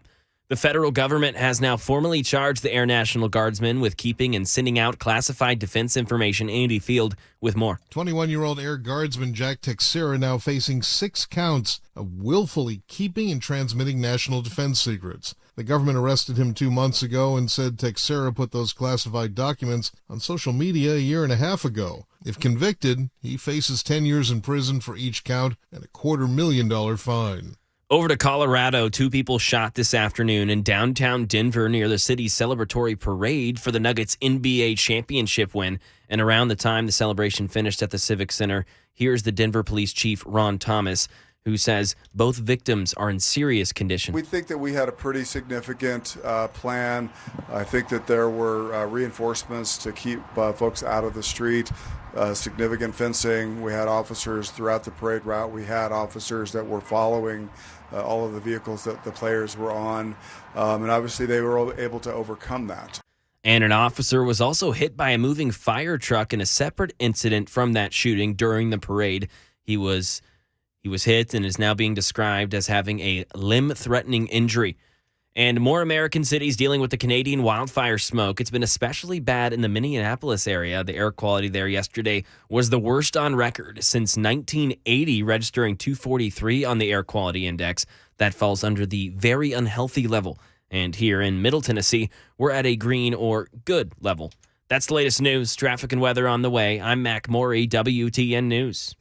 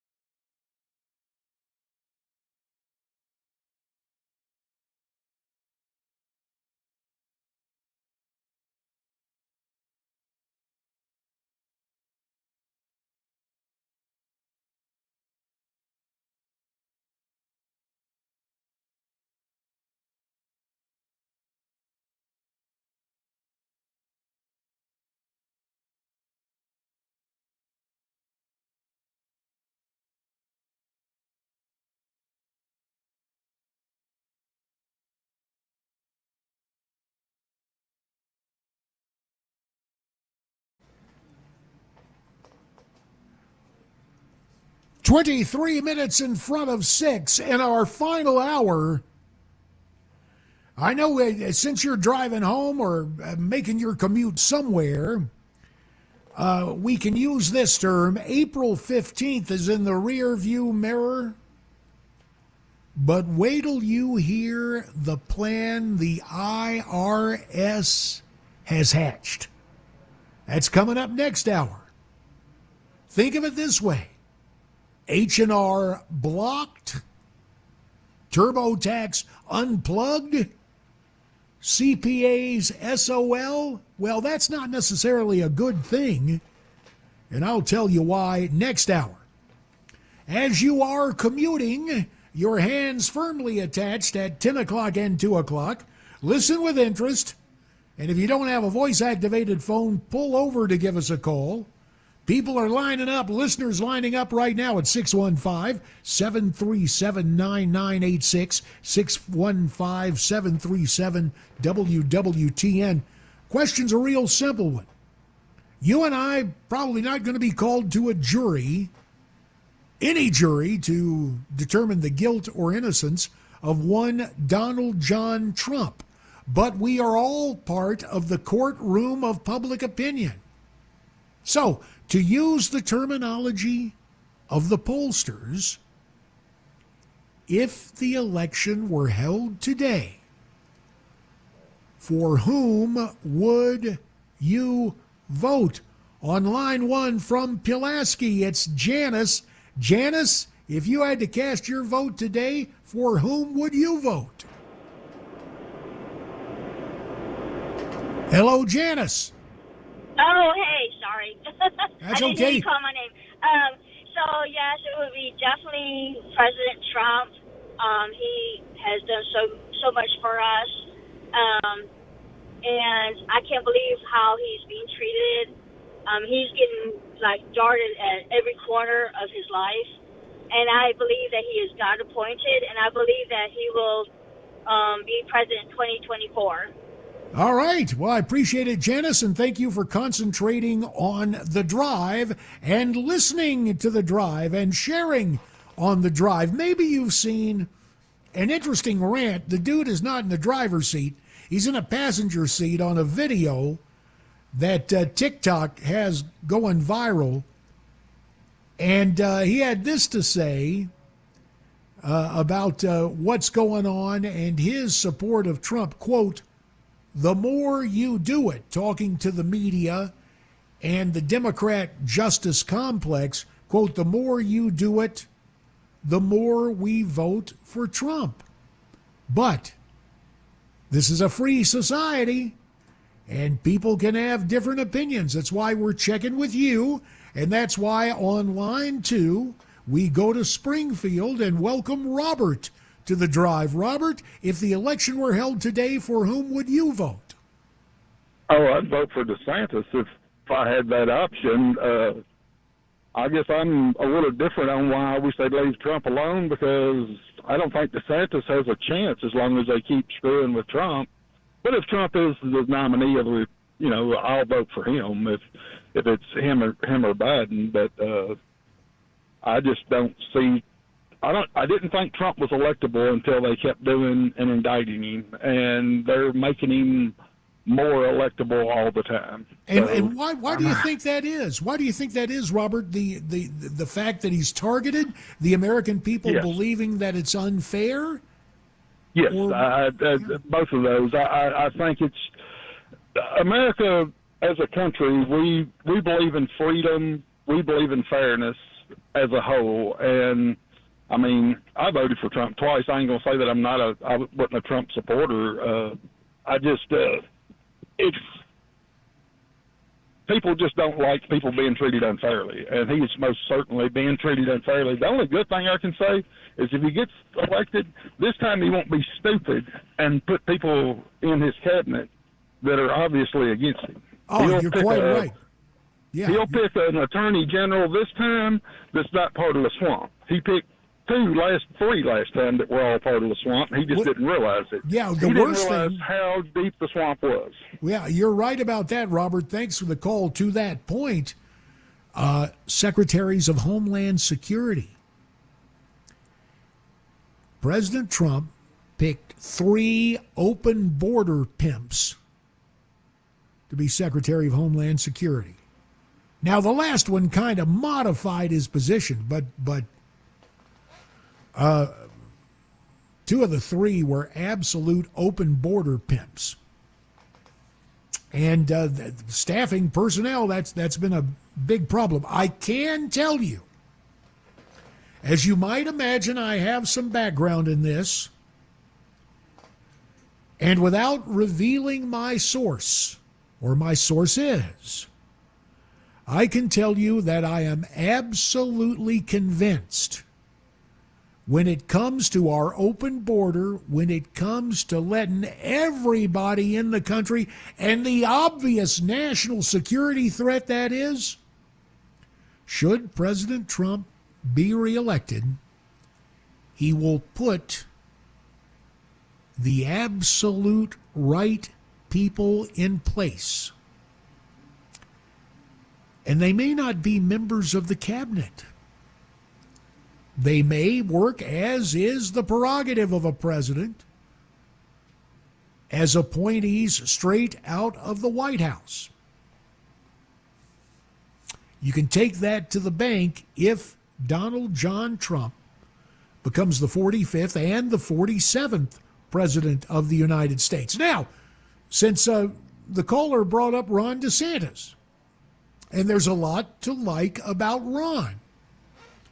Had dinner with him one night when he was still a member of Congress, and when I was working at Newsmax TV, and we were doing a fundraiser for Ollie North's organization that pays for the kids of servicemen killed in combat. I believe it's Operation Freedom. Had dinner with Ron DeSantis long before his race for governor of Florida. Very knowledgeable guy, very competent guy, really a good guy. Here's what gets me, and yes, I understand that politics is the act of addition. You got to bring people into the campaign. But when I see Jeb Bush standing behind him, when I hear that Karl Rove is offering his help, when I have reason to believe it, George W. is back there too, I got to tell you, DeSantis may be bushwhacked, and he's not independently wealthy. So you start listening to these open border guys, and you start to moderate your position. Take it from Newt Gingrich. He went straight over there in 2012. His campaign, he won South Carolina big, and his campaign collapsed. Meantime, the plastic man, Mitt Romney, was smart enough to talk tough about the border. Now, he and Lion Paul Ryan weren't going to do anything. They, too, are open borders pimps. But Romney was smart enough to, no, we're gonna be tough on the border. You know the big thing? The only people who were upset by Trump's upset victory in 2016, and I got to tell you what a thrill it was for me. Your knowledge of this plus $8 can buy you a cup of coffee at a trendy coffee house, but in broadcast history, I'm the only former constitutional officer who has anchored election night coverage on national TV. I did that for the aforementioned Newsmax Election Night 2016. And boy, all the other networks like Fox with their decision desk and the alphabets didn't want to believe it. And as wrong as Dick Morris was on Fox in 2012, that's how right he was with us on Newsmax in 2016. So we were the first national television outlet to call the election for Trump at 1:41 a.m. Eastern Time Wednesday morning. Yeah, well, we don't know. Yeah, he was going to win it. And the reason he won it, people don't like Hillary. More evidence of that came in the recent production of the podcast, Pod Save America. It was in front of a live audience. And I don't know if you've seen the video. Maybe one of the dudes was wearing shorts, but looked to me like the guy was wearing a dress. Hillary was cool with that, but she's not cool with either Donald Trump or the Republican Party. Take a listen to Cut 4. The response that we've seen in polling from Republicans suggests that they're going to stick with him, that it's more of a cult than a political party at this point, and they're going to stick with their leader. So I think that actually President Biden is in a very strong position. Oh, he's in a strong position. That's very curious. Well, if some of the curious goings-on of the election season in 2020 occur again in 2024, he might be in a strong position. If it's just the elites and the guys at the alphabet networks and their cable cousins making a pick, maybe he's in strong position, but he ain't in strong position with this economy. And I don't think he's in a strong position with the rest of the American people. When we come back, more of your calls. If the election were held today, for whom would you vote? 615-737-9986, 615-737-WWTN. It's JD for Bry on the Drive.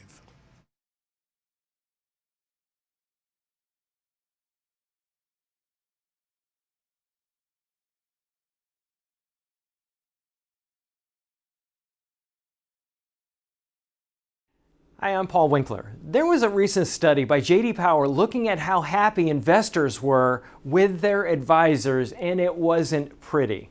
What they found was only 11% of the respondents said that they were getting comprehensive financial planning, that the fees were clear, and that they felt that the advisor was acting in their best interest. Not a good picture, 11%. Now, one of the things that we do is we do comprehensive planning. We fit all of those bills, number one. But one of the things I want to talk about is in the financial planning process, what I think it ought to look like and what is available that people aren't getting. And one of the things is called probability analysis. So in essence, this is what we're talking about. We're trying to accumulate money for retirement. Put money aside, hoping that we'll have enough so that we can have income throughout retirement. And what we find is that people have Social Security, they have pensions in their financial plan, and they also have investments.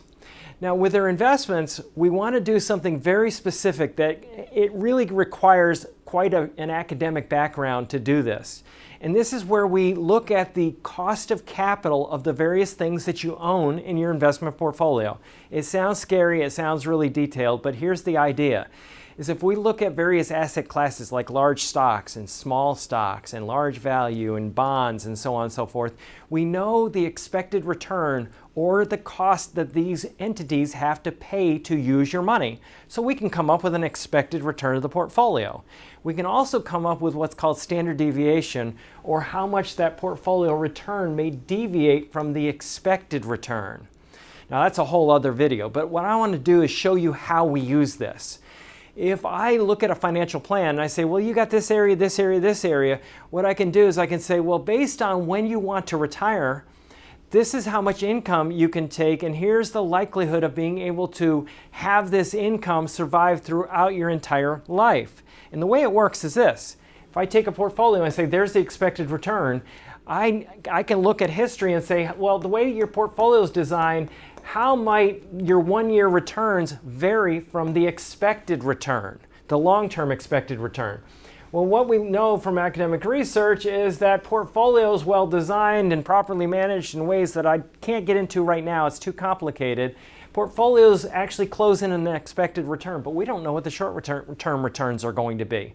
So what we do is we project out and say, well, what if the return that happened in 1936 is followed by the return that happened in 1975, which is followed by the return in 1995, or what if it's reversed? What if they happen in different orders? And we can do 1,000 iterations, different variations on when those and how those returns may come in. And what that does is, because we can't predict the future, what return's going to follow the other, we can figure out, is it likely that we are going to be able to take the income that we need throughout retirement from this portfolio? And if not, how can we rearrange the furniture or the portfolio to give us a higher likelihood of success? And we look at life expectancies, we look at a lot of different things, but this is what is available to people that they're not getting from the financial planning community. If you want to know more, go to paulwinkler.com, set up a free 15-minute phone call, paulwinkler.com, and come in and find out more about what we do.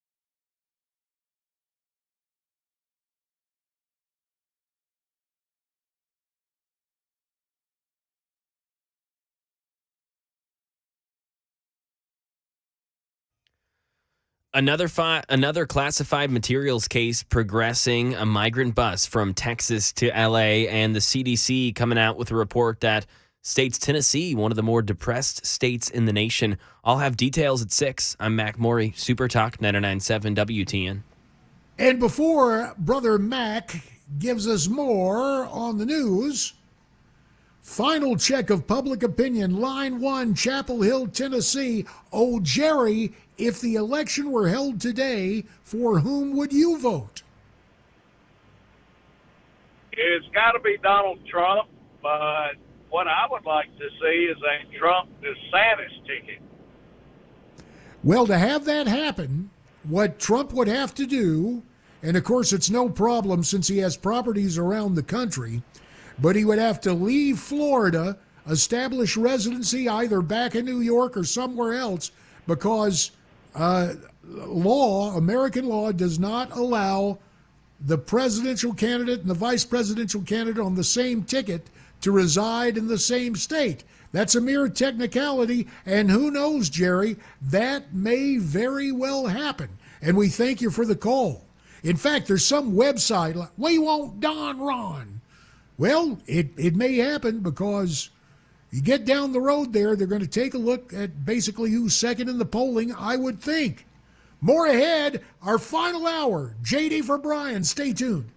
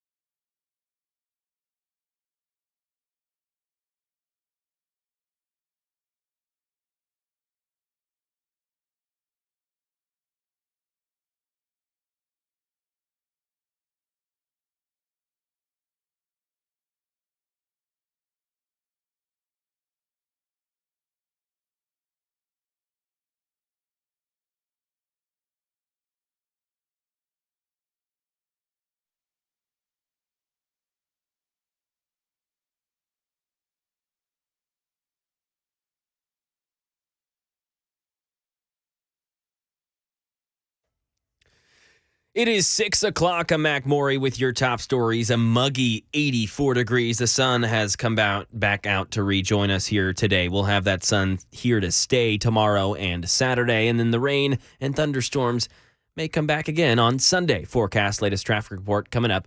The 21-year-old Air National Guardsman arrested for allegedly posting secret military reports online has now been formally indicted. Aaron Katersky. A federal grand jury in Massachusetts returned a 6-count indictment against Jack Texera, charging him with willfully retaining and transmitting classified national defense secrets. Each of the counts carries up to 10 years in prison.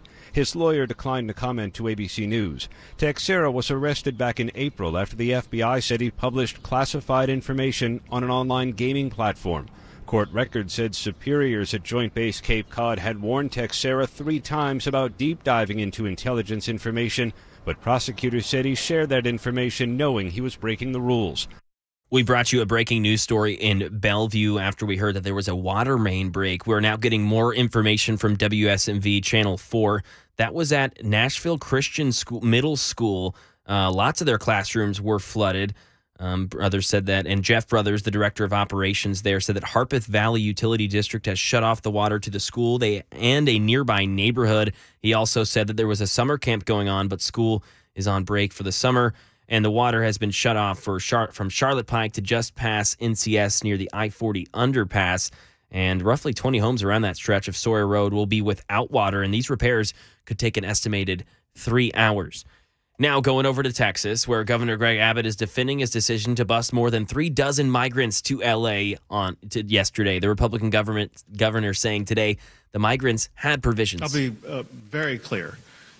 They had abundant water and food supplies throughout the entire trip. And the city of L.A. says it had intelligence on the bus, was inbounds, and they had resources ready to meet the migrants.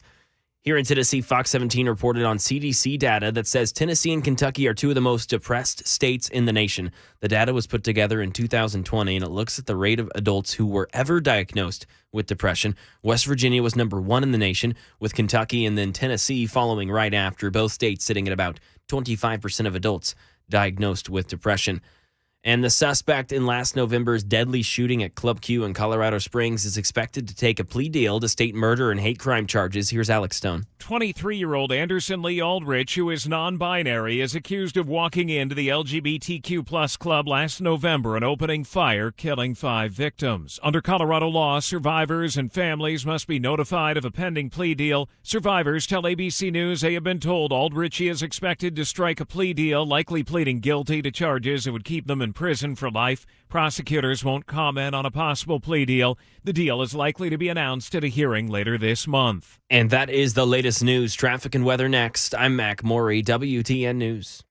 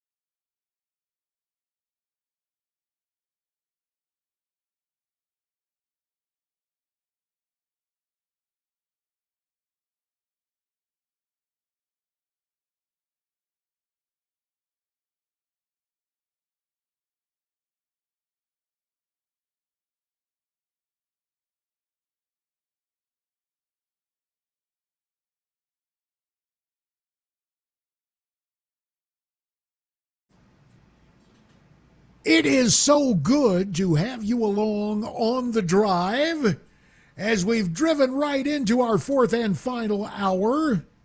And if you're just joining us, if you're a little late getting out of work or confront other circumstances, you may be able to tell that this voice does not belong to Brian Wilson. No, indeed.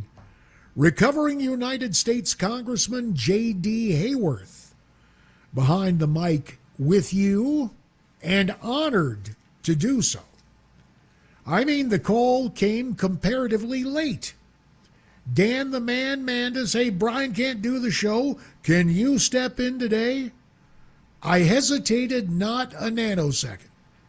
Well, initially I did. I had to check because at the Hayworth Hacienda, one of our vehicles, well, it's a long story. We only have one car. So the lovely Miss Mary out getting her hair cut. And I said, yeah, I'll get it all straight. And anyway, I was able to come in, and I am honored to do so because I love Nashville. And I'm honored to supply the lyrics of life to Music City, USA. You may want to chime in. 615-737-9986. 615-737-WWTN. And if you are driving a vehicle, please, please, please keep your hands firmly affixed at 10 o'clock and 2 o'clock on the wheel, even though it's coming up on 9 minutes past 6 p.m. Well, Washington has done it again.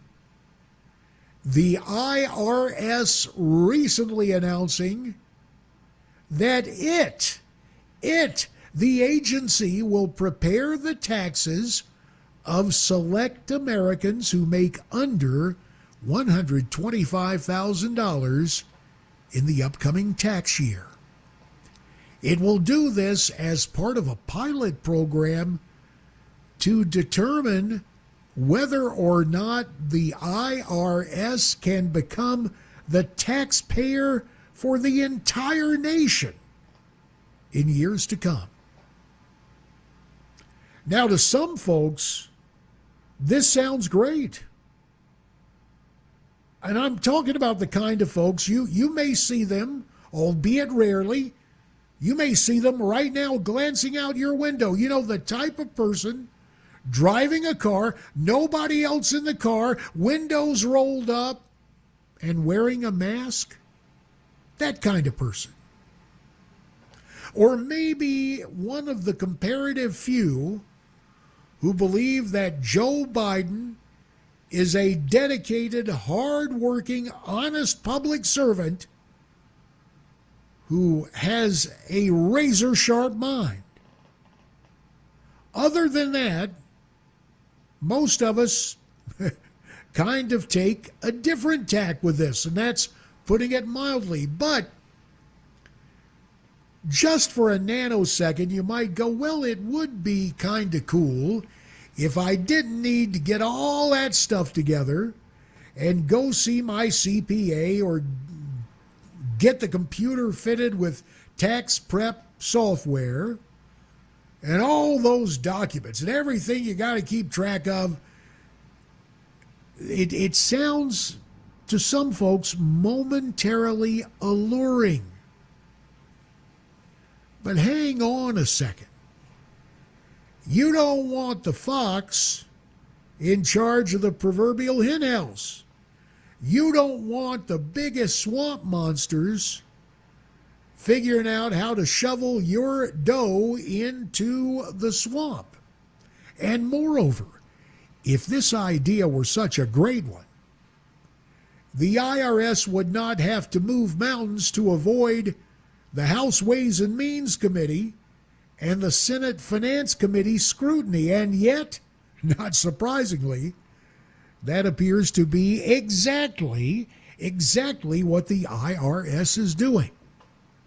On April 19th, IRS Commissioner Daniel Werfel testified before Congress saying that, quote, no decision's been made on moving forward with the direct file solution, Mr. Chairman?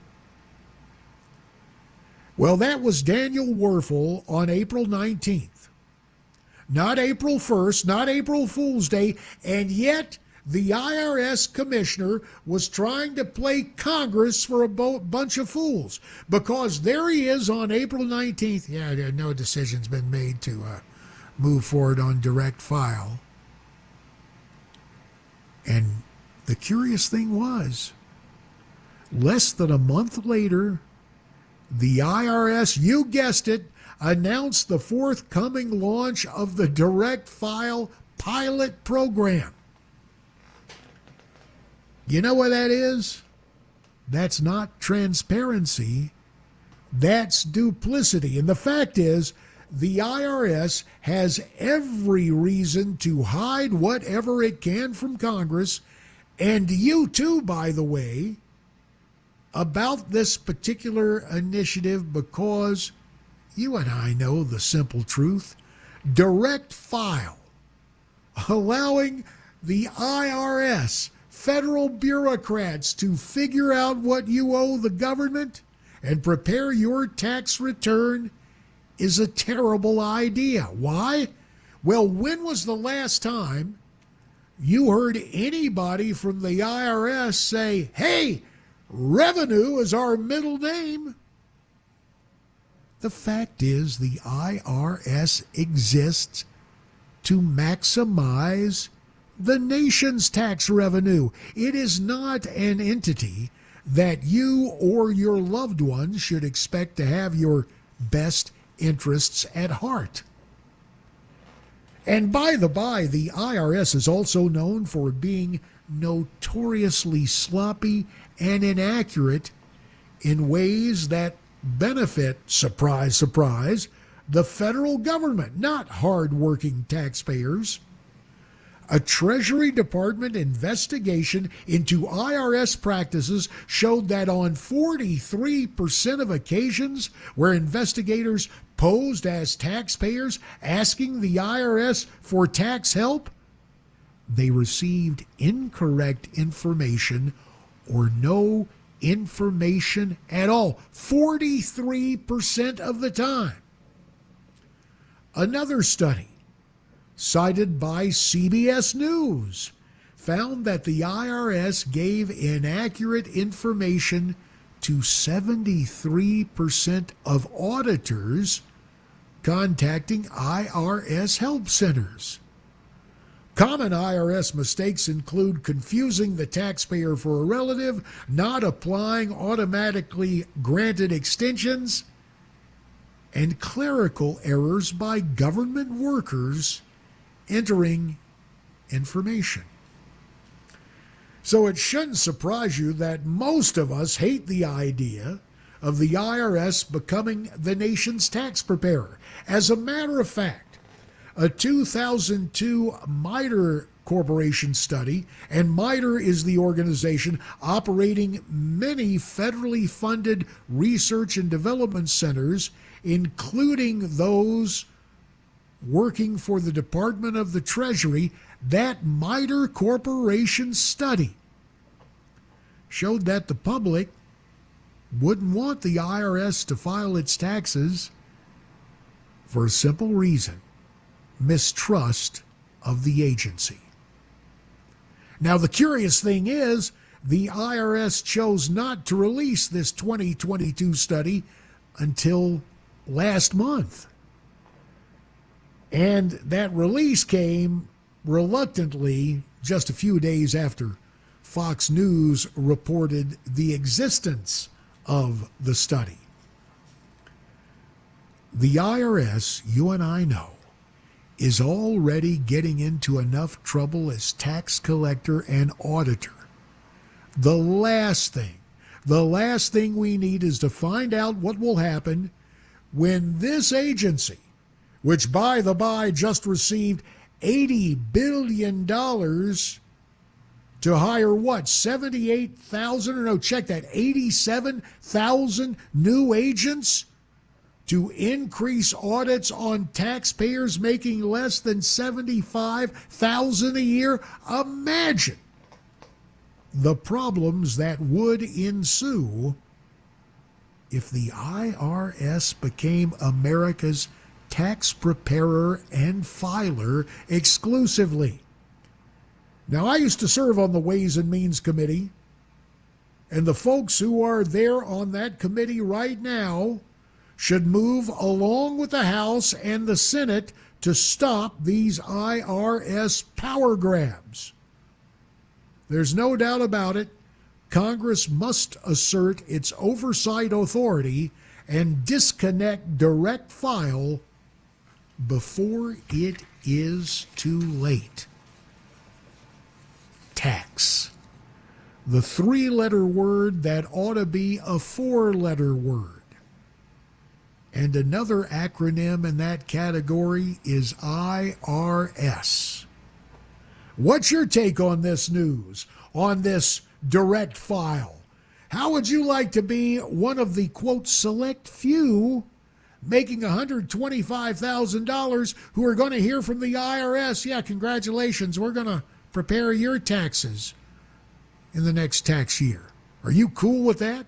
615-737-9986, 615-737-WWTN. JD for Brian, it's 6:18 on The Drive.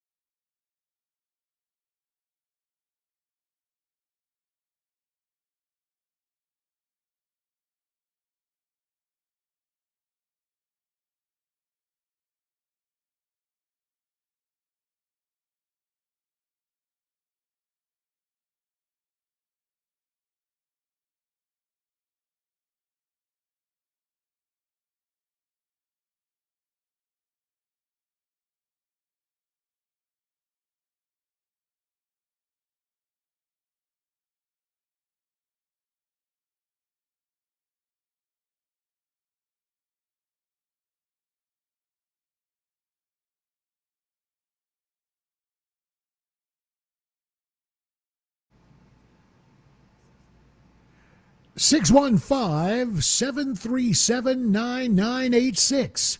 615-737-WWTN. The IRS preparing and filing your taxes? Are you cool with that? On line one from Nolensville, it's Dennis. Dennis, welcome to WTN. JD, good afternoon. Hi. I consider that every moment of time that I spend preparing records and preparing a tax return, that's not my time. I am working for the government. I'm working for the government to try to transpose a system that is arbitrary and it's contrived and it's at the whim of Congress, and it's a fundraiser for Congress, who gets to decide how much of a deduction is worthwhile in the value of any particular transaction or any particular category of transactions. And to me, it's another example of a reason that I no longer have trust in this government.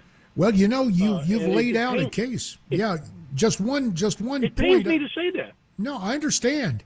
There have been a snowballing thing. This is what killed me when I was named to the Ways and Means Committee, the first Arizonan ever to serve on that committee. And the talk is in Washington, only two jobs worth having. One is to be president. The other is to be chairman of the Ways and Means Committee, because the chairman of the Ways and Means Committee sets tax policy. All revenue bills must originate in the House. But here's what got me, Dennis. About the same time, the late, great Milton Friedman, one of his last classic economic utterances, said basically to forget the Constitution. He said the reason the Congress exists in the late 20th century is to fashion and change behaviors based on tax policy. Absolutely. And that is a heck of an indictment. I see that totally. Yeah. I'm really in the Trump, on the Trump train. I'm not in the DeSantis. I'm not really a DeSantis guy, pro or con at this point, but I'm more inclined to vote for Trump right now. But DeSantis is on the idea of the fair tax. And if you really wanted to simplify it and you really wanted to be fair, you just attach the federal tax to things that you buy, you pay your money, and you go on. National sales tax. Yeah, that's what people talk about. That's well, most okay, accurately. I'm going to address it. I'm going to address it in the way that it was studied, and that is the fair tax specifically. And there have been books and brochures written about it, and studies done on it. I'm not telling you. I mean, certainly. Well, sure, and just to weigh in with you, no less. It's getting a bad. Well, right now, what it's Trump getting a bad rap right now with the press. Well, no, it always does. Yeah. But, yeah. I don't mean to interrupt. I just want to contribute to the conversation for a second, Dennis. This is how Washington changed. The first guy, when Bill Archer was becoming chairman of the Ways and Means Committee, what was the first thing he said we ought to do? Held a press conference as chairman-elect. We ought to turn April 15th into just another day, and the way you do that is you get rid of the tax returns and you go to a fair tax system. Now, that's basically, that does involve a national retail sales tax. It also involves there are tax credits for the working poor, for those who are not making money. So it's not socially unfair, but when you stop and think about it, everybody pays a sales tax. Your variation on the fair tax, why do you think it's better than just a fair idea, Dennis? I'll give you the last word. I'm an efficiency person. So we have the IRS in the way. We have I'm not an accountant, and I know there are a lot of people who make money on trying to figure out a tax return, including attorneys. And so there's this huge constituency that is going to oppose efficiency, but efficiency is you just pay you 23% when you buy something, and you go on with your life. Yep, you're right about that, Dennis, and I do appreciate the call and thank you for efficient use of your time and a very thoughtful conversation. Good to visit with you. Yeah, here's the whole thing about it. And really, it ain't putting the fox in charge of the hen house. It's not having the IRS take over the processing, basically filling out your return and filing it in your behalf. Bad news. But if you really want to make April 15th just another day, have to find another way to pay taxes. And that would be reflected by national retail sales tax. Now, if you see the Trump attack commercials on Ron DeSantis, well, look at the tax, look at the increase. What do you think states like Florida do where there is no income tax? Have to accrue that revenue somewhere. When it is there as part of the sales tax, it is much easier, much more efficient, and anyone who thinks they're going to escape paying taxes, hey, you got to go out and buy stuff in stores. So Dennis put the idea forward. There are others who talk about a flat tax. The aptly named Dick Armey, not one of my faves, especially in the years following Congress. Remember Dick Armey of Texas? He was the Republican leader, and he sounded like Foster Brooks. Ladies and gentlemen, here it is, your tax return, just a postcard.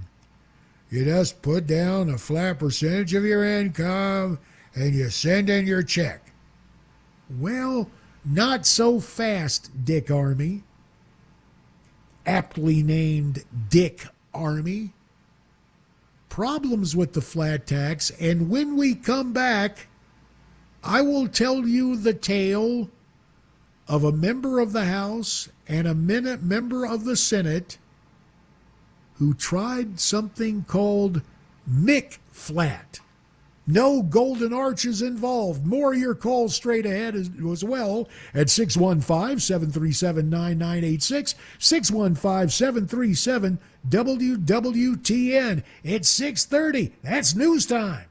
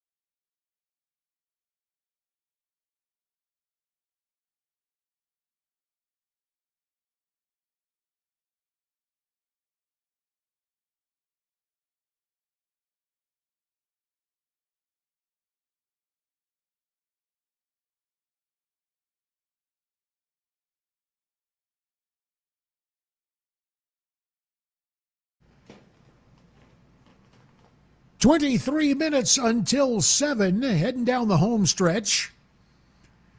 J.D. Hayworth in for Brian Wilson. Your calls invited and encouraged as we tackle a taxing subject. 615-737-9986, 615-737-WTN. Check it in from Nash. It's Patrick on line 1. Hiya, Patrick. Yes, sir. Hey, you're on. First off, good to talk to you. I love listening to you. But back on the flat tax or the sales tax, what people need to remember is how much do we lose in taxes on people who are paid under the table, illegals, whatever. Have a federal sales tax, everybody pays. Yeah, that's a very good point about it. That, yes, everybody would have to pay because even the scalawags can't avoid going to the store from time to time and being involved in the economic. Yes, sir, go ahead. Go ahead. I would also submit putting a percentage or fee on remittances going outside of the U.S. That's a very good idea, especially to Mexico. Yeah, get back some of that dough. You bet. In fact, that could go a long way. In fact, the whole idea of remittances, that really, you talk about killing two birds with one stone. You pay for the program. Remember when Trump said, we're going to build a beautiful wall, Mexico's going to pay for it? That's where you find the money, right there. Remittances. And for people who don't think it's a big deal, remittances of, and they ain't migrants, most folk, let's just call it illegal aliens coming in, send back that money to Mexico. It is now exceeded. When I wrote my book on the border, whatever it takes, back in 2006, revenues from remittances abroad were second only to the Mexican-run oil company Pemex. And my understanding was a couple of years ago, these remittances even brought more revenue into Mexico than did the socialized oil company run by the Mexican government, Pemex. So we're talking real money. And that's where you can find the money for the beautiful wall right there. So you make a very good point, Patrick. Last point you want to make on the fair tax. Just like I said, you take care of. Well, it would also eliminate illegal immigration too. I think it would have a lot to do because if they can't send the money back without it costing them something, they're less likely to come, I would think. Well, it might be a disincentive for some. I'll grant you that. And what I want to confer to you now is my thanks for continuing the discussion and contributing to this most unpleasant of subjects, taxation. Thanks a bunch for the call. Really appreciate it, Patrick. Now, again, when I got to Congress, you had the Ways and Means Chairman, Bill Archer, big behind the notion of, hey, let's make April 15th another day. Let's have some sort of fair tax. It's a big chunk of it would have been a national retail sales tax. On the other hand, you had guys like the aptly named Dick Armey.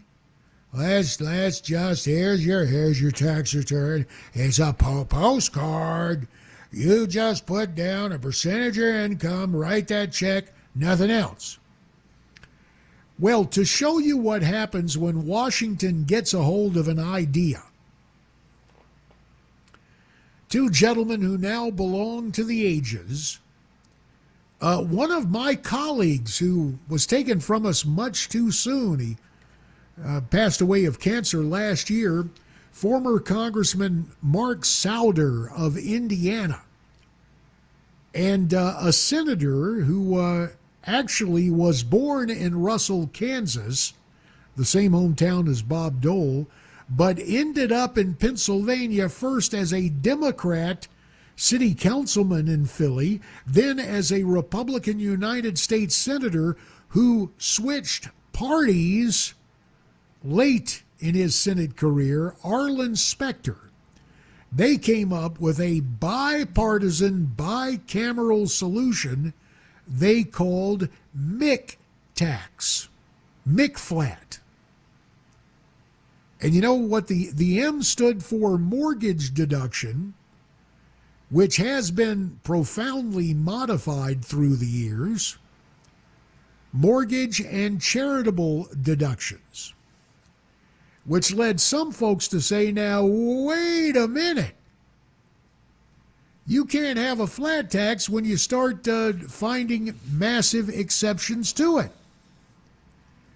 And I never specifically heard Congressman Souter or Senator Specter say this. I say, yeah, well, you try winning re-election if there's not those identifiable, quote, benefits, inducements in the tax code for a home mortgage and for charitable deductions. But that was the other notion that was put forward of the great alternatives. I will tell you, the vibrancy, the potency of the fair tax, national retail sales tax, really remains. I get emails all the time from the fair tax folks. I continue to see commercials extolling the virtues of the fair tax. The one commercial that's less than complimentary is the attack ad that the Trump campaign has running against Ron DeSantis about what it would cost people. But again, states like Florida have no state income tax. Instead, they get the revenues largely from retail sales tax. Now, here's one of the questions to think about. If you have, for example, one of the groups that steadfastly opposed a national sales tax was the National Retail Federation. Now, again, I think this is informed speculation and conjecture. Imagine if there's a retail sales tax. I believe our earlier caller said 21 or 23%. Well, imagine a mom and pop store, or really any kind of retail outlet. They might say, okay, well, the government's saying we got to be the tax collector for the country. We got to turn in 23% of the revenue. So I tell you what, rather than just that, let's add an extra 2% on the cost. Let's have a formula where we get a little something, for the effort, and take it up to 25%. Now, you and I have been told and taught, and I agree it is largely true, that inflation comes from massive government overspending and an effort to deal with that in terms of the money supply, where the value of the currency is not quite worthless, not yet, but it is worth less. So my question is this. Yes, we accept that as a basic intellectual fact of inflation.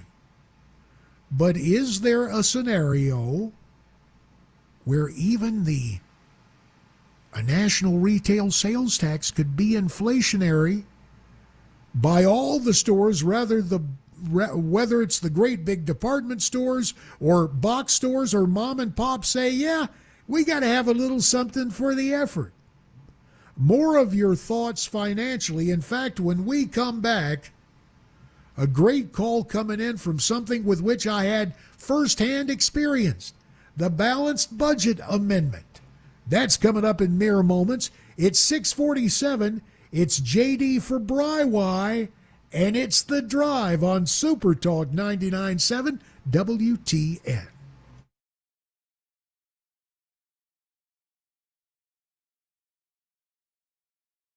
Hi, I'm Paul Winkler. There was a recent study by J.D. Power looking at how happy investors were with their advisors, and it wasn't pretty. What they found was only 11% of the respondents said that they were getting comprehensive financial planning, that the fees were clear, and that they felt that the advisor was acting in their best interest. Not a good picture, 11%. Now, one of the things that we do is we do comprehensive planning. We fit all of those bills, number one. But one of the things I want to talk about is in the financial planning process, what I think it ought to look like and what is available that people aren't getting. And one of the things is called probability analysis. So in essence, this is what we're talking about. We're trying to accumulate money for retirement, put money aside, hoping that we'll have enough so that we can have income throughout retirement. And what we find is that people have Social Security, they have pensions in their financial plan, and they also have investments. Now, with their investments, we want to do something very specific that it really requires quite an academic background to do this. And this is where we look at the cost of capital of the various things that you own in your investment portfolio. It sounds scary, it sounds really detailed, but here's the idea. Is if we look at various asset classes like large stocks and small stocks and large value and bonds and so on and so forth, we know the expected return or the cost that these entities have to pay to use your money. So we can come up with an expected return of the portfolio. We can also come up with what's called standard deviation, or how much that portfolio return may deviate from the expected return. Now that's a whole other video, but what I want to do is show you how we use this. If I look at a financial plan and I say, well, you got this area, this area, this area, what I can do is I can say, well, based on when you want to retire, this is how much income you can take, and here's the likelihood of being able to have this income survive throughout your entire life. And the way it works is this.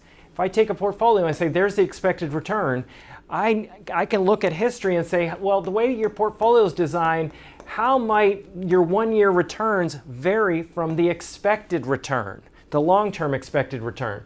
Well, what we know from academic research is that portfolios well designed and properly managed in ways that I can't get into right now, it's too complicated, portfolios actually close in an expected return, but we don't know what the short-term returns are going to be.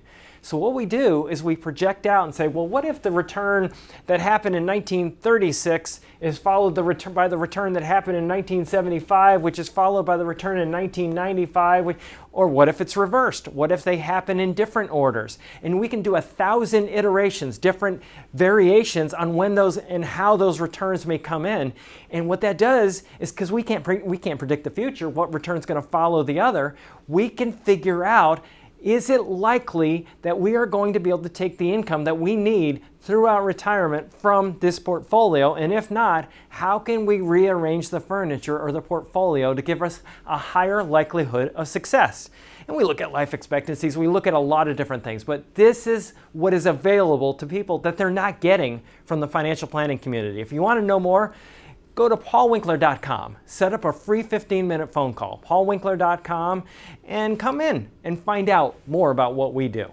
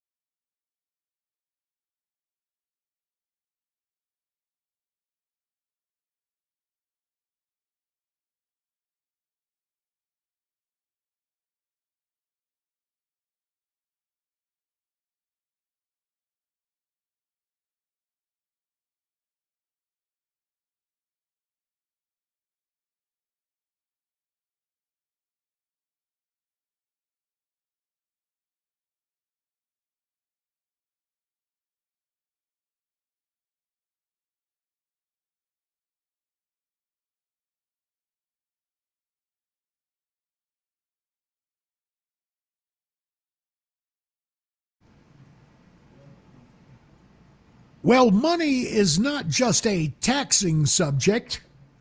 It also involves dollars and cents, S-E-N-S-E. And now coming up on 6 minutes in front of 7, it's back to the phones. On line 1, it's Scott. Hi, Scott.